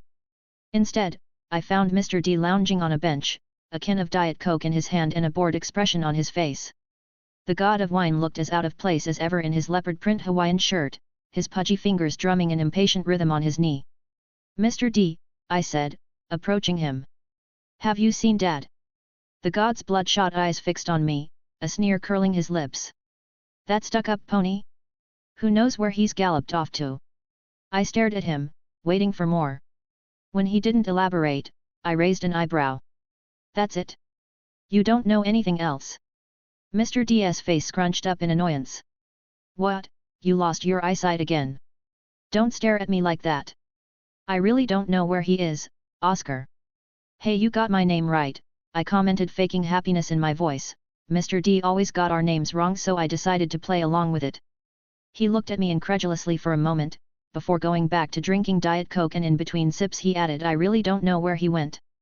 Realizing I wasn't going to get any more information from the sober god of wine, I headed down towards the camp, for my first class. Still I thought about any reason as to why Dad would have left the camp without telling anyone, especially not with the summer session about to start. My feet carried me towards the archery range, where a group of Apollo and some Athena kids were already up and practicing. As I approached, snippets of conversation drifted towards me. "Did you hear?" A young Apollo camper whispered to his friend. "They say Zeus' Master Bolt was stolen." I froze, my blood running cold. The Master Bolt, the most powerful weapon in existence, stolen? How the hell did it get stolen? Shouldn't it have been under strict supervision? Another voice chimed in, this one belonging to an Athena girl. But who would be crazy enough to steal from the king of the gods? Who indeed? Immediately my mind flashed back to the expedition 2 months ago, to Luke's unsettling grin in the elevator. Without thinking, I reached out with my powers, sensing for Luke's presence in the camp. Once I located him, I teleported instantly. I materialized in the shadows near the sword-fighting arena, where Luke was instructing a group of younger campers. His sandy hair gleamed in the morning sun, his scarred face set in a mask of concentration as he demonstrated a disarming technique. "Luke," I called out, my voice carrying across the arena. "I need to talk to you for a moment." He looked up, surprise flickering across his features before being replaced by his usual easygoing smile. Still I could see his true feeling for me, the same rageful red as always. "Sure thing, Ozzy. Just give me a sec to wrap up here." I waited impatiently as he finished the lesson, my fingers drumming against my thigh. When he finally jogged over to me, I didn't waste any time. I grabbed his shoulder and sank us both into the shadows. We reappeared in my room in the big house. Before Luke could get his bearings, I shoved him against the wall, my forearm pressed against his throat. "Wow," Luke choked out, his blue eyes wide with shock. "Getting a bit aggressive there, Ozzy. Or is it just that you swing that way?" "Shut up," I snarled, pressing harder. "Where's the bolt? I know you have it." Luke's expression shifted from surprise to confusion. "The bolt? You mean Zeus' Master Bolt?" "Yeah, I've heard that rumor too, seems like it's spreading quickly." I stared at his face intensely, and without asking he seemed to have caught my message. He just pouted on that same eerie smile. "You can check all my things if you want, I'm telling you I don't have it." I stared into his eyes, searching for any sign of deceit. But all I saw was the same aggressive red aura that always surrounded him and the same prideful, easygoing eerie smile. Slowly, I released my hold on him, taking a step back. "Fine," I said, my voice tight. "You can go." Luke rubbed his neck, shooting me a look that was part annoyance. He made his way to the door, but just as he was about to leave, he turned back to me. The same smile as always, as if mocking me. "You know, Ozzy," he said, his voice deceptively light. "I could ask you the same question. Where's the bolt? You were the one who was separated from the group for hours that day." The accusation hit me like a punch to the gut. After all, I had only told Dad about the small army I fought that day. I opened my mouth to protest, but Luke was already gone, the door clicking shut behind him. I sank onto my bed, my head in my hands. Luke's words echoed in my mind, mixing with the whispers I'd heard at the archery range. Zeus' Master Bolt, stolen. And if Luke wanted to, there was enough suspicion for it to fall on me. After all, if I said now that I had fought a small army, it would seem like a poor excuse more than anything else. "I know you stole it, Luke, now I just need to prove it." I muttered in the somewhat empty room as I began to think over how and why Luke stole the bolt, and most importantly where he kept it hidden. After all, the bolt was something more than a weapon to the stuck-up gods, it was a symbol, and if for whatever reason Zeus thought that a god stole the bolt, he would immediately suspect a rebellion. 3 crows were perched on top of my wardrobe, looking at them from my bed. I told them, "Randy, Skia, I want you to survey the surroundings, try to find any dug-up plot of land or suspicious earth hills. Corvus, I want you to keep an eye on Luke, keep your distance from him, don't let him see you. Your anonymity and safety is what comes first, understood?" "Yes, Master." "Yes, Master." "Yes, Master." Yancy Academy, 1st of January 2006. Percy Jackson POV. I didn't like this, I didn't like any of it. The class suffocating me in, the murmurs from the demon in human skin, Nancy Bobafit. Luckily I had Grover at my side, a transfer student who came here about a month ago. We became fast friends, maybe because our personalities aligned, or he was just a fun person to be around, or maybe the fact that we were both bullied by Bobo the kleptomaniac. The voice from the worst teacher at the school, Mrs. Dodds, brought my head back to the class, something which she did quite often and berated me for, every time. "Honey, pay attention," Mrs. Dodds barked, her crooked finger pointed straight at me. "I was introducing your newest teacher. Mr. Brunner, will be your new Latin teacher." I looked forward at my new teacher, or as I like to call it, my new nightmare. After all, teachers hated me, especially when it came to language, since I had a thing called dyslexia which jumbled up the words. Yay for me. He had thinning brown hair, a short yet scruffy beard, intense brown eyes, oh, and he was in an electric wheelchair. "Oh, don't worry, Mrs. Dodds, I'm sure Percy wasn't doing so on purpose."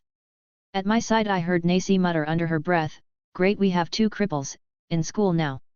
I turned my head, staring at the kleptomaniac. Seriously, what is wrong with this woman? Greek myth fact: today's fact will be about the Greek goddess of souls, Psyche. Psyche was the goddess of the soul and the wife of Eros, Roman Cupid, god of love. She was once a mortal princess whose extraordinary beauty earned the ire of Aphrodite, Roman Venus, when men began turning their worship away from the goddess towards the girl. Aphrodite commanded Eros make Psyche fall in love with the most hideous of men, but the god instead fell in love and carried her off to a hidden palace. Eros hid his true identity and told Psyche she must never gaze upon his face. Her jealous sisters, however, tricked her into disobeying, and the angry god forsook her. Psyche searched the world for her lost love and eventually came into the service of Aphrodite. The goddess commanded her perform a series of seemingly impossible tasks, which she got over through sheer luck. Like, seriously, this woman was the most lucky person ever in Greek myths, which culminated in a journey to the underworld.